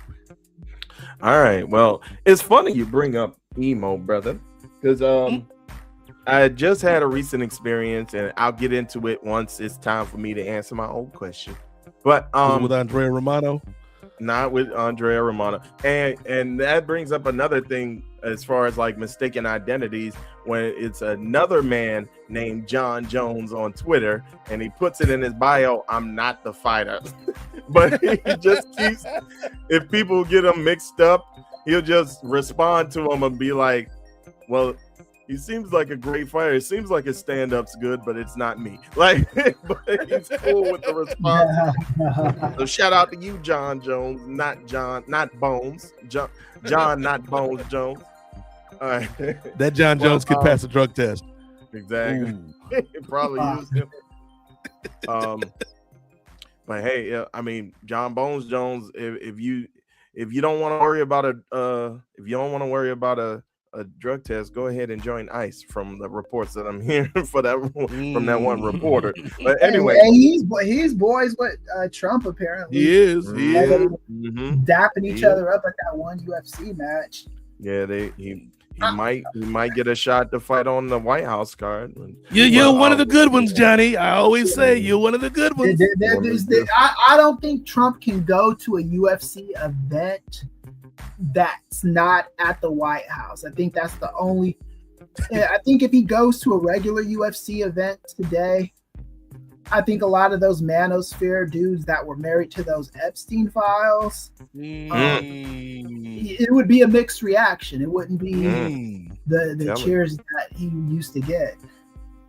That is true. That'd be interesting. Well, I want to see. I kind of want to see it too. All right. Well, getting back on topic. So you mentioned emo, brother. So what is one piece of media that unexpectedly made you have the feels? Like if there's a piece of music or a piece of cinema that wouldn't otherwise have caught you slipping, but maybe at a particular moment it made you catch the feels. It made you feel a little something. It hit a little deeper than you realized it would hit. Okay, that's a good question, Ray. Thank you. I'll go first, because here's the thing, Ray. I am somebody who is secure in my emotions, brother. Gotcha. As a black man, I feel we need to be more expressive with our emotions, our joy, our anger, our tears, our sorrow. Don't bottle. We need to be more expressive with all this. Indeed. But there are certain shows that can bring it out of me in moments when I didn't expect it to be brought out of me. And I will say, to kind of continue the theme, because Wonder Man did get me emotional at a couple points, right? But I'm not going to say Wonder Man. I'm going to say it's another scene from the Marvel Cinematic Universe. Oh, okay. It's in Avengers Endgame. One of the big moments in Avengers Endgame, Chris, that a lot of people, it's kind of controversial, is how people thought about Fat Thor or Thick Thor. Oh, yeah. And Chris Hemsworth. And some people took him as a joke. Some people took him as, you making fun of people by doing a character like this, I took it as a realistic, or as realistic as you can be in a superhero movie when you portraying the Norse god from mythology. Like a realistic portrayal of kind of the physical manifestations of a guy going through depression. Right. Like he don't give a damn. He drinking all the sodas, Ray. He eating all the pizzas, Ray. His house is just like, he got Thanos. Spoiler alert if you ain't seen Endgame. But he got Thanos' head just like rotting in the corner. Like, you got some problems, my boy. But the moment that gets me every time, Ray, is when they have to go back in time to all these different parts in the Marvel Universe to pick up the Infinity Stones. And he goes back to Thor 2, The Dark World, one of the most maligned of all the Marvel Cinematic Universe movies. And him and Rocket Raccoon got to go and steal the ether that is in Jane Foster. And they got to do it without being seen by anybody that was there at the time. And it's the scene, Chris, where Thor is just like kind of chilling, and he sees his mom, and he's like, oh, she ain't supposed to see me. Let me go around the corner so she don't see me. And so he tiptoes around the column, and then she right there. She like, who are you? I know my son when I see him. And then she's like, but what's happened to you? And he tried not to tell her what's going on, and he's like, I'm totally from the future, because he can't hold it in. And so they Rocket finally gets the ether from Jane. All the Asgardians are chasing him, and so he's like, come on, Thor, we gotta go. And then he's trying to tell his mom that, hey, you about to die. He turned into Whoopi Goldberg from Ghost, Chris. He like, girl, you in danger. And she like, nah, I don't need to hear about none of this. What's happened has happened. You need to go live your life and be happy. And then the whole movie, he ain't been able to get the hammer, Chris. He ain't been able to summon Mjolnir because he don't feel like he worthy. And so they get ready to leave, and he like, hold on, Rocket, hold on, dog. He throw his hand out the window, and Rocket's like, what are you doing, man? And then his mom was like, hey, it take a little while. Just give him some time. And then all of a sudden, here come the hammer. He grabbed the hammer. Yeah. He just look at it. He like, dog, I'm still worthy. I'm still worthy. And then they start playing the Come and Get Your Love in the background. And he's like, bye, mom. And then he just disappears, man. And I'm like, that's some real, it's all in this trappings of fiction, Chris. But that is a real moment for somebody that's battled depression like I have and gone through that season of feeling like whatever you do, you're not worthy of love or acceptance or success or happiness. And it's like, as soon as he got that hammer, and he was like, dog, I'm still me, even if I'm 100 pounds more me than I was in the last movie. And I was like, man, every time they get me, I get choked up, Chris. Yeah. Wow. I could see that. Yeah. That is a good touching part of that movie too. Okay, what about you, Chris? Thor. So for me, it's like I've got so many things like that, or just a song, or you know, whatever. Like when I hear All That She Wants, that means I gotta give it one of my chicks another baby and all that. No, I'm just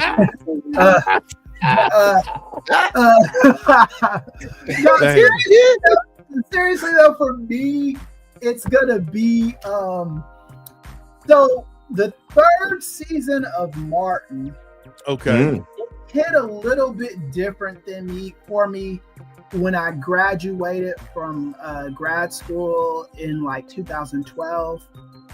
Right before you started doing we started doing the Kings of Sports stuff, Nate. It was like I didn't have a job anymore. And I was like trying to find jobs that I was qualified for. I was applying to every single TV station, every single college, every single university, all that stuff. And that's just, I wasn't having experience. I applied for the ABC affiliate, the NBC affiliate, the CB, everything I applied for. Some of these places I was an intern at, and I thought I was gonna just have it in, and I was gonna get the job. Around this time, I was watching Martin on TV One, I think is what it was coming on at the time, and it was the third season, and the radio station just closed down, and Martin doesn't have a job. You know, he's looking all over the fucking place for a job. And, you know, he proposes to Gina, and Gina's like gonna give him, he needs money. She's about to give him back the ring, and she doesn't look happy about doing it. And he's like, first he's like happy about getting the ring back, and then he's like, nah, I can't do that shit. So then he moves to a monastery. Yeah. It has the weird twisties in his head. And all that. And he starts saying weird shit like, the man who sleeps on the floor never has to worry about falling out of bed. And Cole is dumb, so he's just like listening to his shit. Of course. Tommy hears another. He's like, "You need your damn hair turned on you," and just and he's going like during this whole period, he's like looking for jobs. He's like goes like he goes to the unemployment office.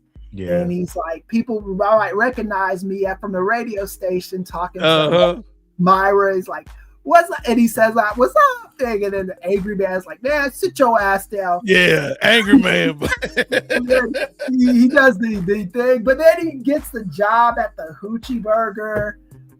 He's like, I'm never. He gets the job at the Hoochie Burger, and he's just like depressed and hating life. I don't know if this is the same episode or a later episode, but him and Bruh-Man are about to sell these Whitney Houston shirts. Oh, yep. Whitney Hutton. And Bruh-Man can't spell, Tina. And it's super, super funny. Yeah. But I can relate to the struggle of being accomplished and just not able to find a job, you know? Yep. And it was just like, so then he finally gets the job working, being an associate producer at Road on the Street, which basically is a gopher, and you're doing this stuff. Eventually, the guy that's hosting the talk show, the Love Doctor, he is getting arrested for some shit at the beginning of the episodes, and he gets the chance to be the Love Doctor, and that starts a fruitful career working as a talk show host on Word of the Street that takes him into the last episode where they move to LA. Yep. And I love the show Martin. but it's flawed because of that last season. Even though the episodes were funny, him and Tisha Campbell not being able to work their shit out or whatever the hell was going on with them, it does ruin those episodes. Even though it's still funny, it's just the fact that they couldn't even appear on camera together in the last episode is like really hard to watch. It's good to see the reunion show. The reunion was good. The reunion show you can't even give that an A because they don't have Sean on it or they don't have Garrett Morris on that. Which I don't understand. Garrett Morris is somebody I actually know. I haven't seen him in some years, so I haven't seen him since he entered his late 80s. But the dude is but yeah, that messes up the show. But that whole struggle, that work struggle, was just so fucking real for me, man. And there's other shows like that too, where it's like I'm going like it's like if it's a breakup I can relate to, or something like that. And the good thing about the Martin show, the difference between Martin and me is that, and me and my ex have made cool, so I don't want to bash her too much, is Gina stuck with Martin through the thick and thin. My ex was when my ex was a rider, she was a rider. She was a good woman. But when I start going through my shit, she's like, get to stepping. Yeah, she in her defense, I don't think I made it easy for her because I was just so depressed, it's just like hard to kind of concentrate. But like the difference between my ex and my wife is if I go through something like that with my wife, even when she was my girlfriend, she would come up with plans to help me get better. My ex, that just wasn't something she was ready for. And I also want to say this before, that's the thing too. It's not a girlfriend's job to complete you and all that shit. It's like they've gotta, if they don't sign up for that, that's not a them problem. Right. That's more of a compatibility problem, Yeah. Because back in the day, I used to be bitter at that. And sometimes I'm still a little angry, but not the way I used to be.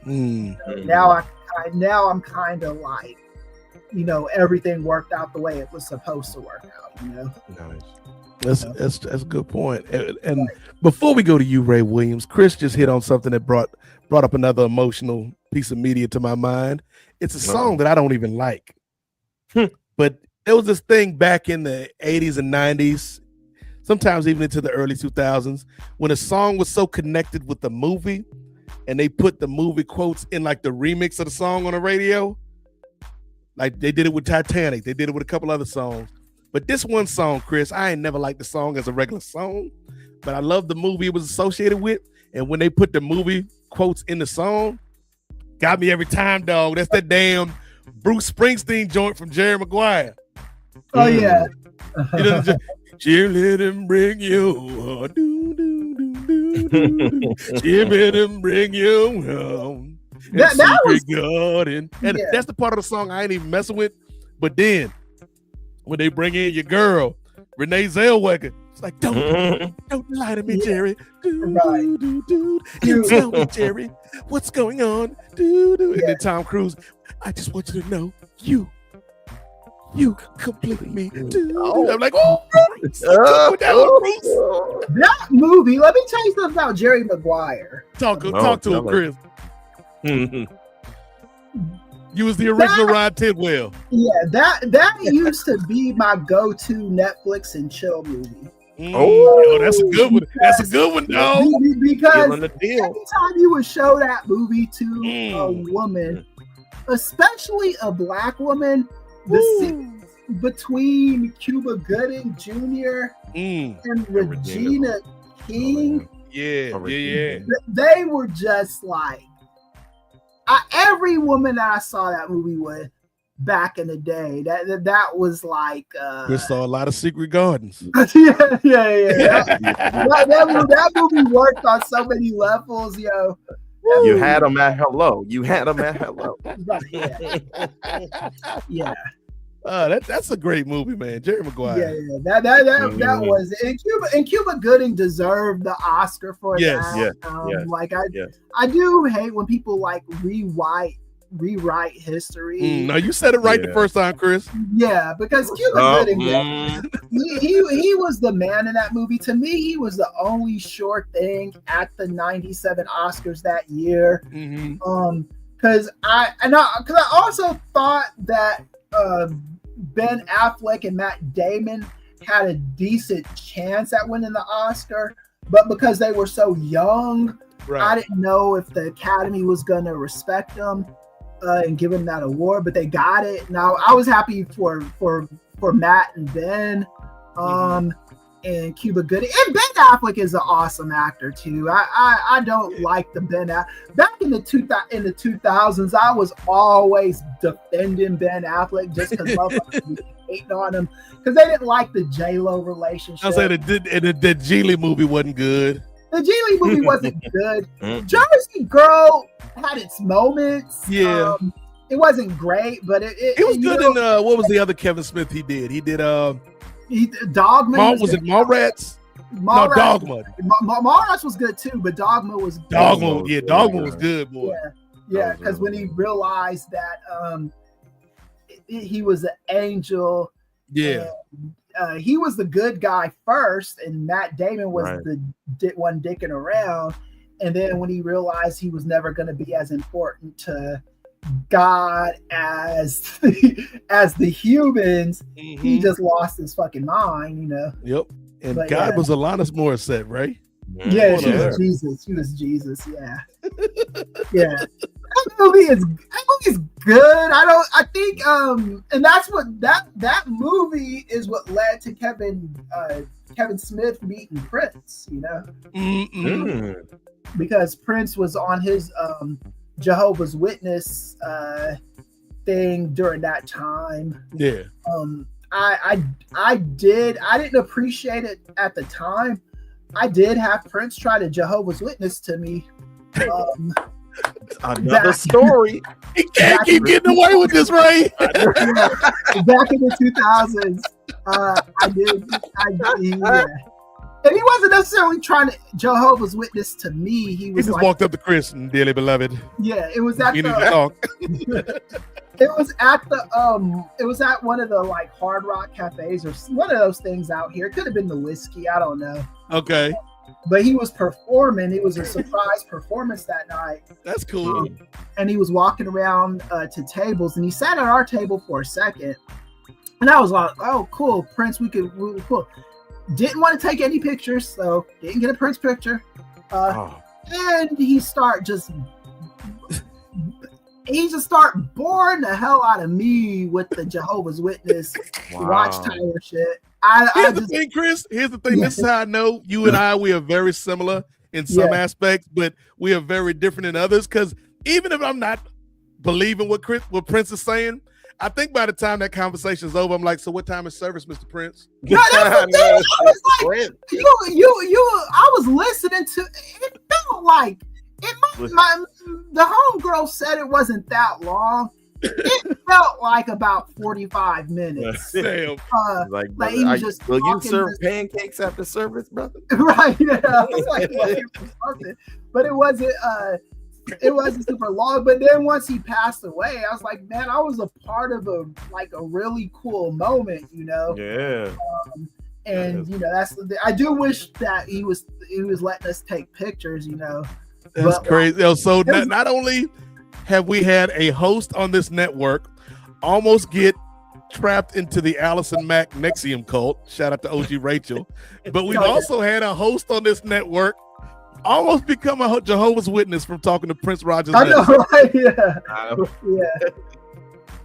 Chris, Wait, Chris, you have to tell go it crazy, was no Chris. He looking Yeah, at Prince like, would you when he look was at the when time? he did that, I was because I didn't leave the church until 2017. So Okay.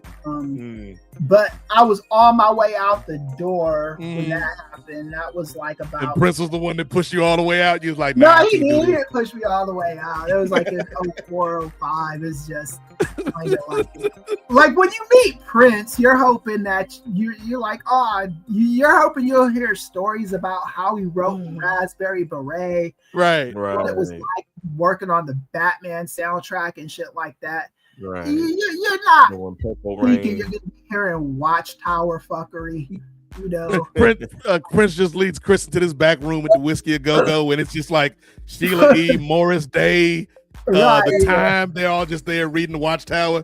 Welcome, Chris. Yeah. But if I meet Morris Day, I'm definitely gonna sneak a picture. I don't know. It felt like because this was before camera phones were a thing and stuff too. But we did, like, my friend did have a camera phone, and when he said no pictures, I was afraid he was gonna like kick our ass or something if we did. So I was like, yeah, we probably better not. And I'm not even talking about his bodyguards, because he did have bodyguards there. Right. I was afraid of him beating us up. Yes. Man. That brother was agile. Yeah. I was like, yeah. In heels. Like Chris, you got your ass whooped by Prince in heels, dog. Yeah. Shout out to Like Minnesota. one minute he was talking about my salvation, the next minute all I saw was a size 15 boot come to my face. Like, Right. Yeah. Laying hands and heels.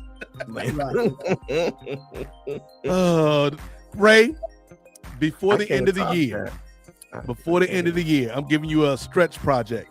Oh, here we go. We need to create a supercut of all of Chris's, call it like Chris's True Hollywood Stories. All of his interactions with Prince and Ron Jeremy and Bud Bundy and all these people, man. Because this is you have to see it to believe it and hear it to believe it. Bud Bundy was definitely at the whiskey too. Bud Bundy was 100% at the whiskey.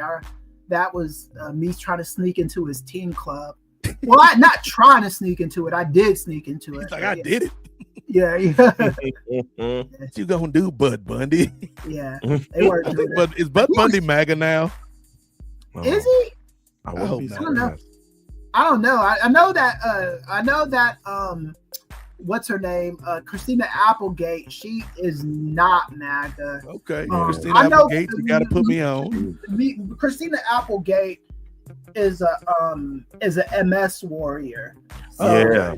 I interact with her. With her. That's cool. Yeah. So me and her are like, we're not besties, but you know. But she know you. Yeah, she knows me. I hit her. I don't know if she's still on the gram or not, but I would, and her and Jamie Lynn, not Descala anymore, Siegler. But they had a MS like talk show or whatever back in the day. So I heard it. And I called into it once or twice. So yeah, but yeah, I know that Al Bundy isn't a MAGA, and I know Christina Applegate isn't MAGA. I don't know if David Faustino is. Pretty sure Peggy Bundy is not.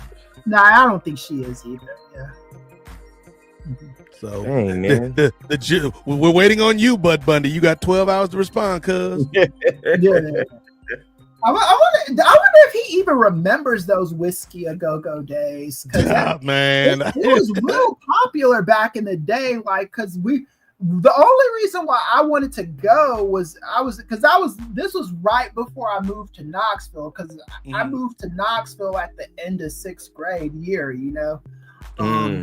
And this was one of the last things I did was go to the Whiskey a Go-Go, and we were like, and we it was a few of us, and I was like, the worst they could do is tell us we can't come in. But they weren't serving alcohol or nothing. It was just regular kid stuff. I'm sure some of the fucking teens were doing drugs and all that shit. You know? But yeah. And that's how Chris first met Simon Williams. Yeah, that was the first time I saw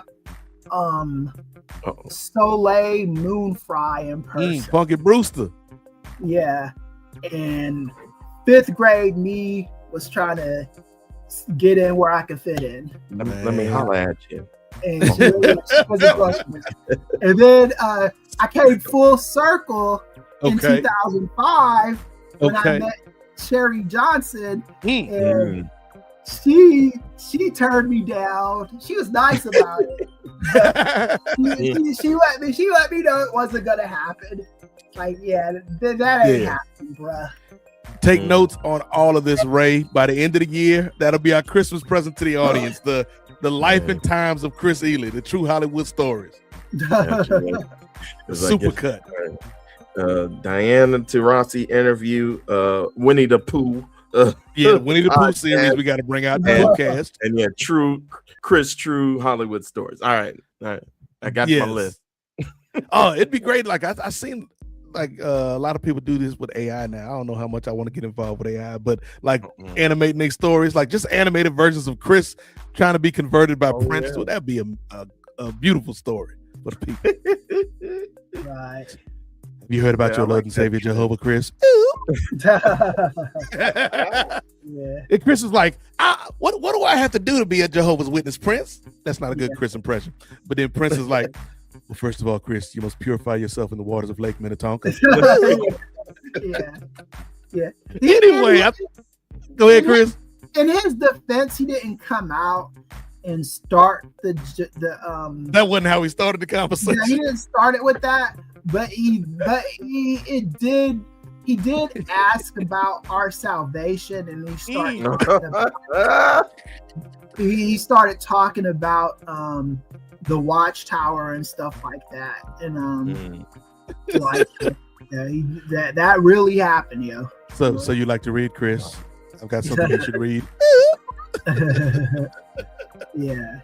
And this is not a diss to Jehovah's Witnesses. No, I didn't give a fuck. Whatever religion he was trying to fling that night wasn't something I was trying to hear. It's what it is, you know. Gotcha. That's Ray. We doing this, Ray, or you're doing this, but we as a team are doing this at some point by the end of the year. But Ray Williams, you asked the damn question about 20 minutes ago. What's your answer? All right.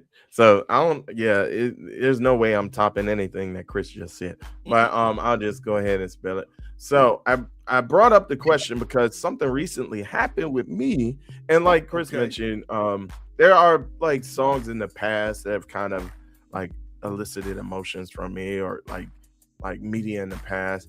But recently it was definitely in a place where I did not expect it at all. So I'm just watching YouTube and I see GCW has a free show on YouTube, right? Game Changer Wrestling. And so I guess they were doing a charity show in partnership with Jersey Championship Wrestling. I think it was called Super Power Slam. And they were doing a charity show for free, and they were doing like auctions and stuff at the venue. So just like in the middle of the show and then getting through their matches, and Effie had just wrestled Billy Starks, and Billy Starks beat Effie, I believe, for like the Jersey champion, the JCW championship, not Juggalo, but Jersey. And then they go into the hype video or the promo video for the next match, which would be for the GCW championship. And then they start playing this song. It's like, ooh, this song is good. And it's like a metalcore song. So it's like screamo. It's like it starts with a little piece of the chorus, but then it goes into like screamo, and then like throughout the package it plays like the first verse, and it goes into the first chorus at the end. I'm like, man, like the first chorus, when they hit that chorus and they start showing like the highlights of like the champion and the challenger, I'm like, oh, I'm hyped up now. I need to Shazam this song. So I Shazam the song. No shout out to Zachary Levi, but I Shazam the song. And it turns out being this band from like Germany, right? And so I listened to the full song. Okay. And like again, it like leads into like the verse has like a softer part to it, and then it goes into the chorus and it starts getting harder with the chorus. But the lyrics, bro, let me pull up these lyrics for you. You telling me you did this German industrial song that got you in your feelings, Ray Williams? Man, listen, that's not even Dude, Hostin got you feeling some type of way, Ray? The band is called Our Mirage, and the song is called Time Loss. And this is just the chorus, y'all. So, what if I'm the one left breathing when the ones I love stop being? Who will catch me when I fall if there's no one left at all? Fading into time loss. I'm like, oh my God. I never cried and headbanged at the same time. Like, what is going on with my body? Man. Oh, that's just the chorus. And then the rest of the song, it has like lyrics of like, I don't want to lose the ones that I love, and I'm holding them tightly, but I'm scared to see them reach for the light. I'm like, what? Like, man, when I tell you, like, I listened to that song at least 20 times, bro. It's like every time it hits hard, and it got you. It's just like, and it's got me like being retrospective around the ones that I love. And it's like, on the one hand, like everybody's going to have to pass someday. And like, I'm going to have to come to that realization. And then maybe I might be the one who passes for those that are younger, like my nephews. And maybe they might see it in that way as well. But like, the folks who are older, like I'm fortunate to still have like my mom and my dad around, and like my uncles and my aunts, but it's gonna come a time when they're gonna start fading away too. And like just especially like my mother, she lost her mother. I want to say it was right before Benoit went through. Well, Benoit committed all that stuff, which was, I want to say 2007, 2008, right before he did that. I remember it vividly because Benoit was my favorite wrestler back then. But it was like a few months before then, my grandmother passed away. And just to see how that still kind of affects my mother now is like, I don't know how it's going to affect me once I start seeing like my immediate family start to kind of head back home, as they say. And so yeah, that song just really hit me, bro. Like even now, it's like I get like goosebumps in the back. I'm like The Rock. I'm like, just hearing that song. And like I'm trying to keep it in because like my voice is getting a little shaky, but yeah, just the thought of that is like, man, from this doggone metalcore song, from this German metalcore song. It's like, but they speak in English though. So for those that don't know, Chris and I were on Post Wrestling, and we did a review of. We do a lot of music reviews with Way, and there was the one album we did, Chris, with the Jim Johnston album, where like the song was like, "Who will Macbeth? Will we find the donut?" All them crazy lyrics. They should have got Ray's people to write that song. It would have been more emotional and heartfelt. But yeah, I feel you, Ray. Yeah, because like my aunt died at the end of 2024, and I still haven't completely gotten over it. She got hit by a car, which was like, my aunt had HIV. She was in and out of doing crack. You know, she anytime she was in a bad mood, she'd do crack. She just had a lot of stuff going on. I expect, just her dying in that way, just, still irks me, because she, I always feel she should still be around. She did all the stuff her doctors told her to do with the HIV, and then, and I lost my father at a young age too. I barely remember. I remember enough of him to remember him not being around anymore, because I was like 3 years old when he died. So so those things are not easy to get over. And then sometimes people think because you lost your father at a young age, it's easy. If you remember anything about these people, it messes with you, Yeah. Even if you don't, just the absence can mess with you. Yeah. And also like another thing that touched me is that scene in Antoine Fisher where he meets family that he didn't know he had, Yes. Because good Antoine Fisher. I'm like my uncle Michael, I've known him since I was a kid, but I didn't start knowing him until like recently. And I'm connecting with some people on that side of my family. Not a lot, but some, and it's cool stuff, man. So and also it's once their journey is done, all it means is this is our turn at the moment, so we just got to leave a legacy for the ones that come after us. Exactly. And even if you don't have children, your legacy are the kids that you teach right now. And the stuff we do on these shows and on my Substack and on the Patreon and on Post Wrestling and all that stuff. So it makes me feel kind of good in the middle of all this kind of loss and stuff, Yeah. And like you said, like life is finite, and it's the question that we always pose to people when we talk about subjects like this is, what did you do with your dash? You got your birth date, your death date, and then the dash that signifies a life lived. And so that's all you can ask of yourself and of others, is to do the best you can with that dash. And I'm glad you brought up Antoine Fisher, because that's one of my favorite low-key movies, man. Just like that scene where he meets his real family is great. But then my other favorite scene is when he meets the family that he had that treated him wrongly. Treated him badly. And he finally has a chance as an adult to stand up to them, Chris. And it reminded me of how I felt earlier tonight when, like we know Ray got a shoot job, all of us got shoot jobs, we got life.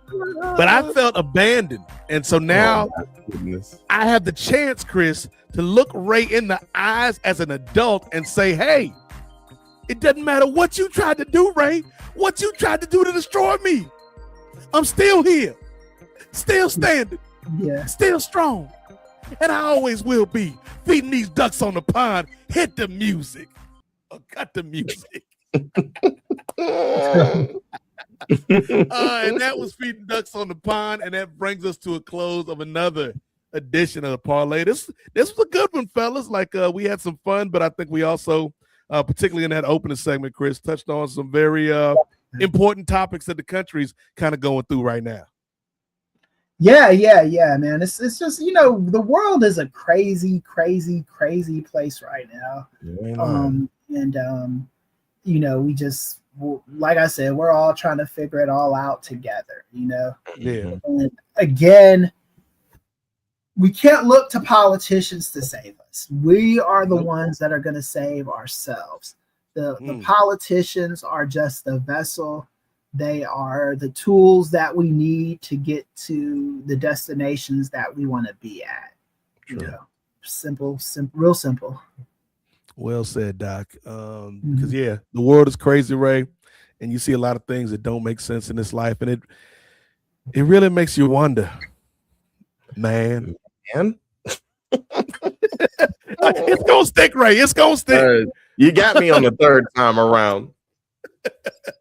But that's going to bring an end to this edition of the Parlay. We appreciate everybody that is watching us, everybody that checked us out tonight live, or anybody that is listening or watching in the future. Shout out to all the Substack people that have checked us out. We'd appreciate it if you not only subscribe to our Patreon, but also subscribe to our YouTube channel.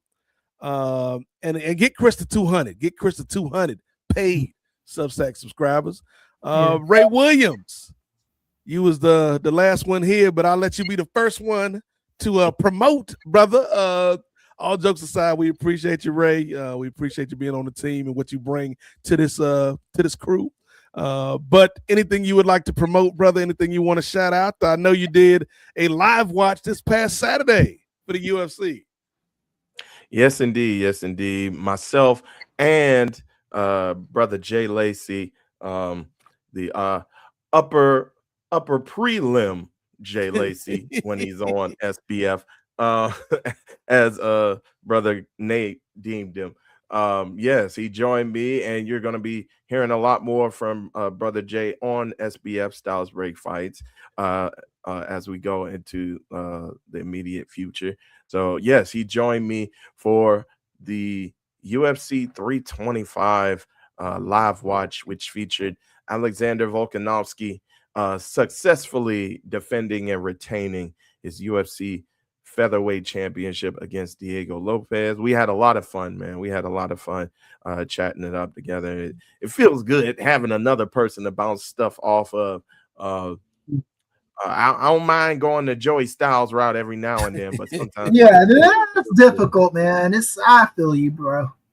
Yeah. So I appreciate him joining me, and hopefully we can get him and others to join us for more live watches, because it was pretty rough, especially with the back-to-back, but he really helped me out on that one and helped me ease it. It made the time go by a bit faster, and we had more finishes on the main card as well, which also helped out too. So that was pretty cool. But yeah, you can support us with SBF right here on the Nefarious Media Network. And continue to just show your support through the YouTube and through all of the other means here. We actually, I believe we got a new subscriber during the show. So shout out. I believe her name is Christina. Let me go ahead and pull it back up. Christina Milian. Christina Santoyo. Christina Applegate. We might, after she hears this, the support from her fellow MS warrior, hopefully we can get her on board. But Christina Santoyo. So thank you, Christina, for shout out to you, Christina. Shout out as we continue on the drive. I'll let brother Nate finish the whole. He does it much more better than me, just like the intros. It's some things that aren't built for me, brother. But yes, as we continue on with the drive towards our goal. And real quick, before I give my individual plugs, the woman that you mentioned from Colorado, Chris, Tina Peters. If y'all ain't get into her, that woman is crazy with a capital C. Or a capital K. Well, 3 capital Ks. Yeah, I'm about to say. Exactly. the audacity of that one, the caucasity of that woman is just phenomenal. But anyway, don't support Tina Peters. Support us here at Nefarious. And if you want to support me individually, you can find me on Instagram at MondoDondo1. You can find me on Blue Sky at Two-Way Ray, and you can also find me here on YouTube at Two-Way Ray. So okay, appreciate you, Ray Williams. Always glad to have you aboard. Chris Ely, let the people know what you got going on. Shout out to Substack and where they can find all of your work, whether it's podcast or written. Yeah. So you can catch me on the Substack, which some of you are doing. I don't know if Christina is one of the Substack subscribers or not, but appreciate it. I did, Nate, get one extra paid subscriber while we were doing the show. So that's nice. The thing is me and you will figure this out, right? We will figure out how, because you can live stream on Substack and YouTube at the same time. I just have to figure out how those things work.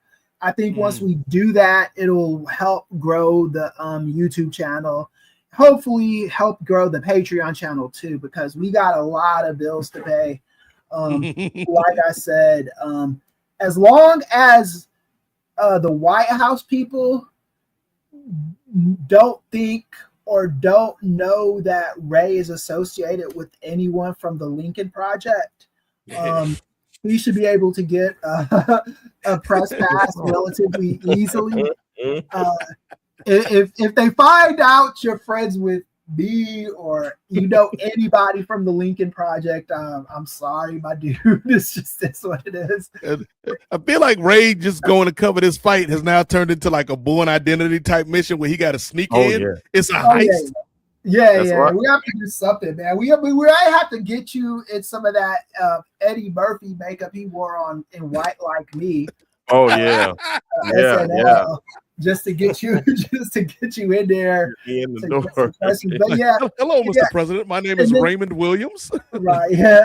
If you're listening on the Substack, please transfer over to the YouTube and become a subscriber, because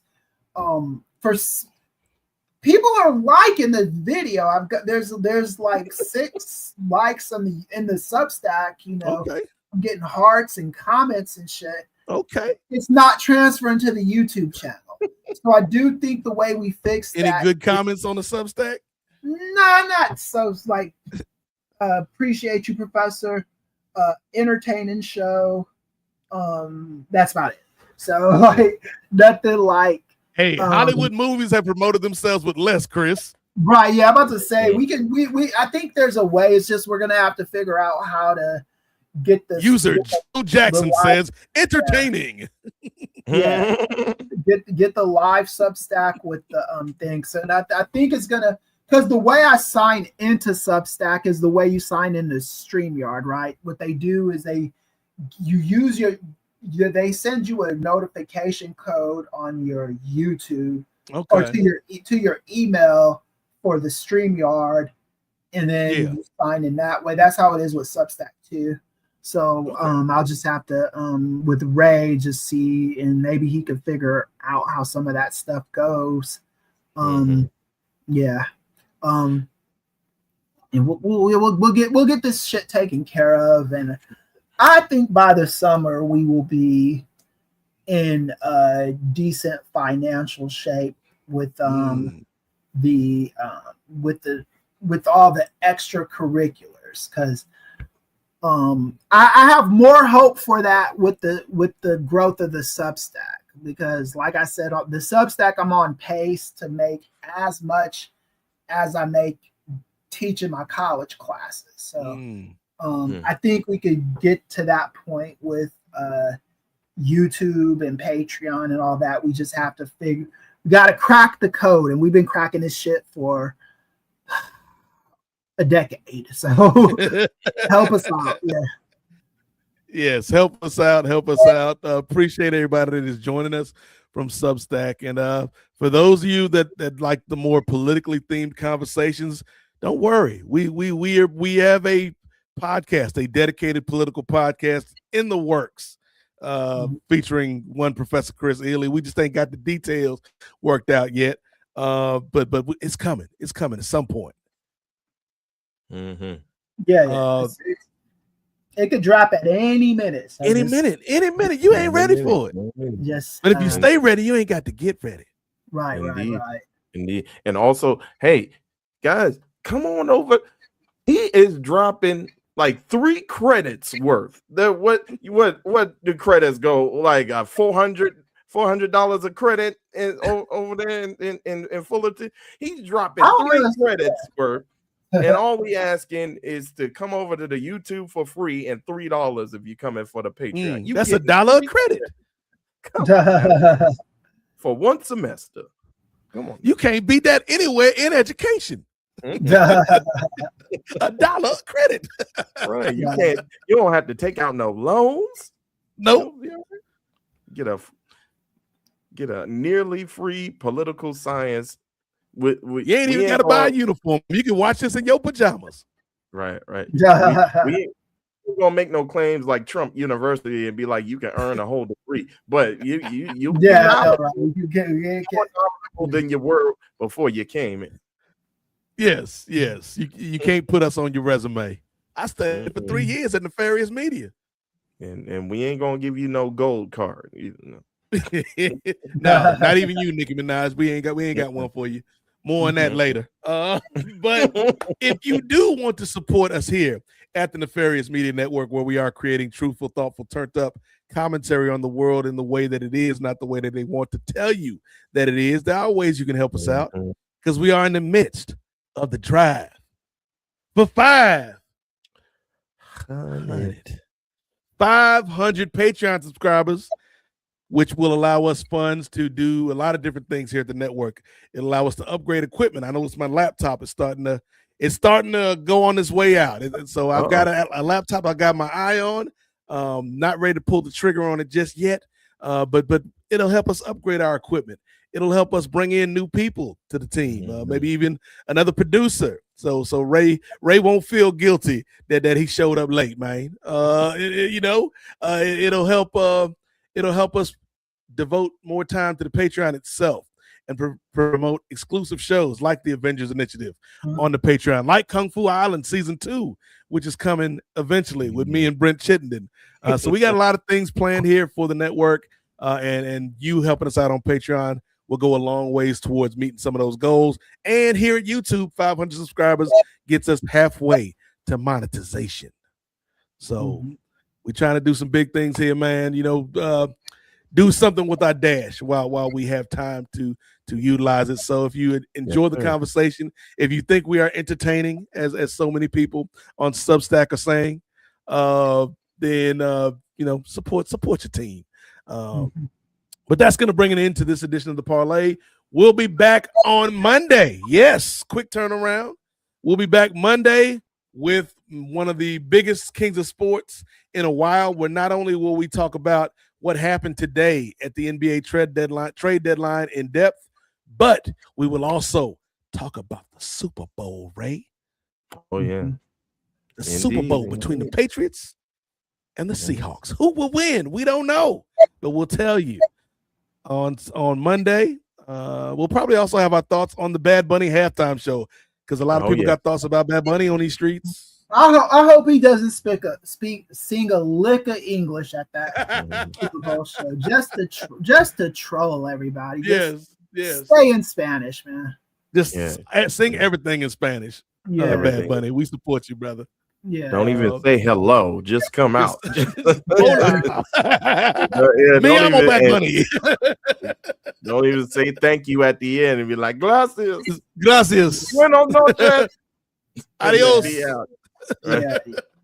And then the dude comes on. This has been Pepsi's. See, it would work if I could speak better Spanish. But Super Bowl halftime.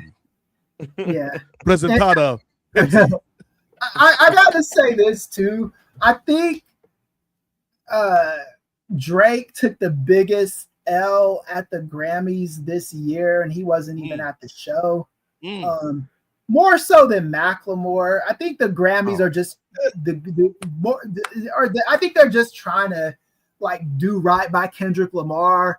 Ever since he lost that one, they just be throwing Grammys at that dude. The only one he didn't get was the album of the year, which went to Bad Bunny. Yes. Like I don't, objectively speaking, I'm not saying this has to be a favorite diss song. Objectively speaking, They've Not Like Us or Not Like Us is the greatest diss song ever. Because I don't know any other rap diss song, or probably diss song period, that got a motherfucker winning Grammys. got old white people singing it. It's just, Drake, man, leave the diss game alone. Just be a rapper, come back. you still got your cred, man. And you knew it was gonna happen, Drake. You said Kendrick just opened his mouth. Somebody give him a Grammy right now, and they did. Now. Yep.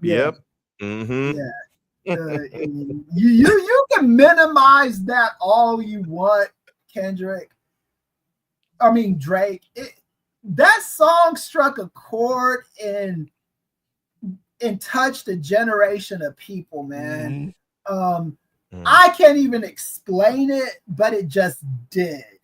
There are colleges, all white colleges that are playing other white colleges, and the halftime band is playing "They Not Like Us." I'm like, y'all are exactly like them. Yeah. Right. So, like, just leave the disc game alone, Drake. You're not cut out for it, my dude. Just try to keep it PG, brother.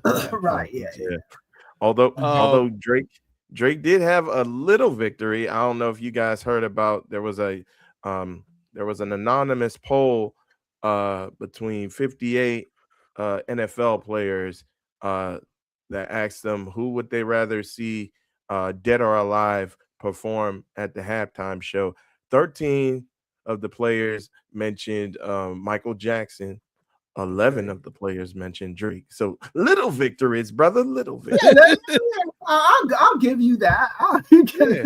Take the W's where you could get them. Drake. Yeah, all victories don't have to be this huge major thing, Ray. Sometimes victory can just be a minor.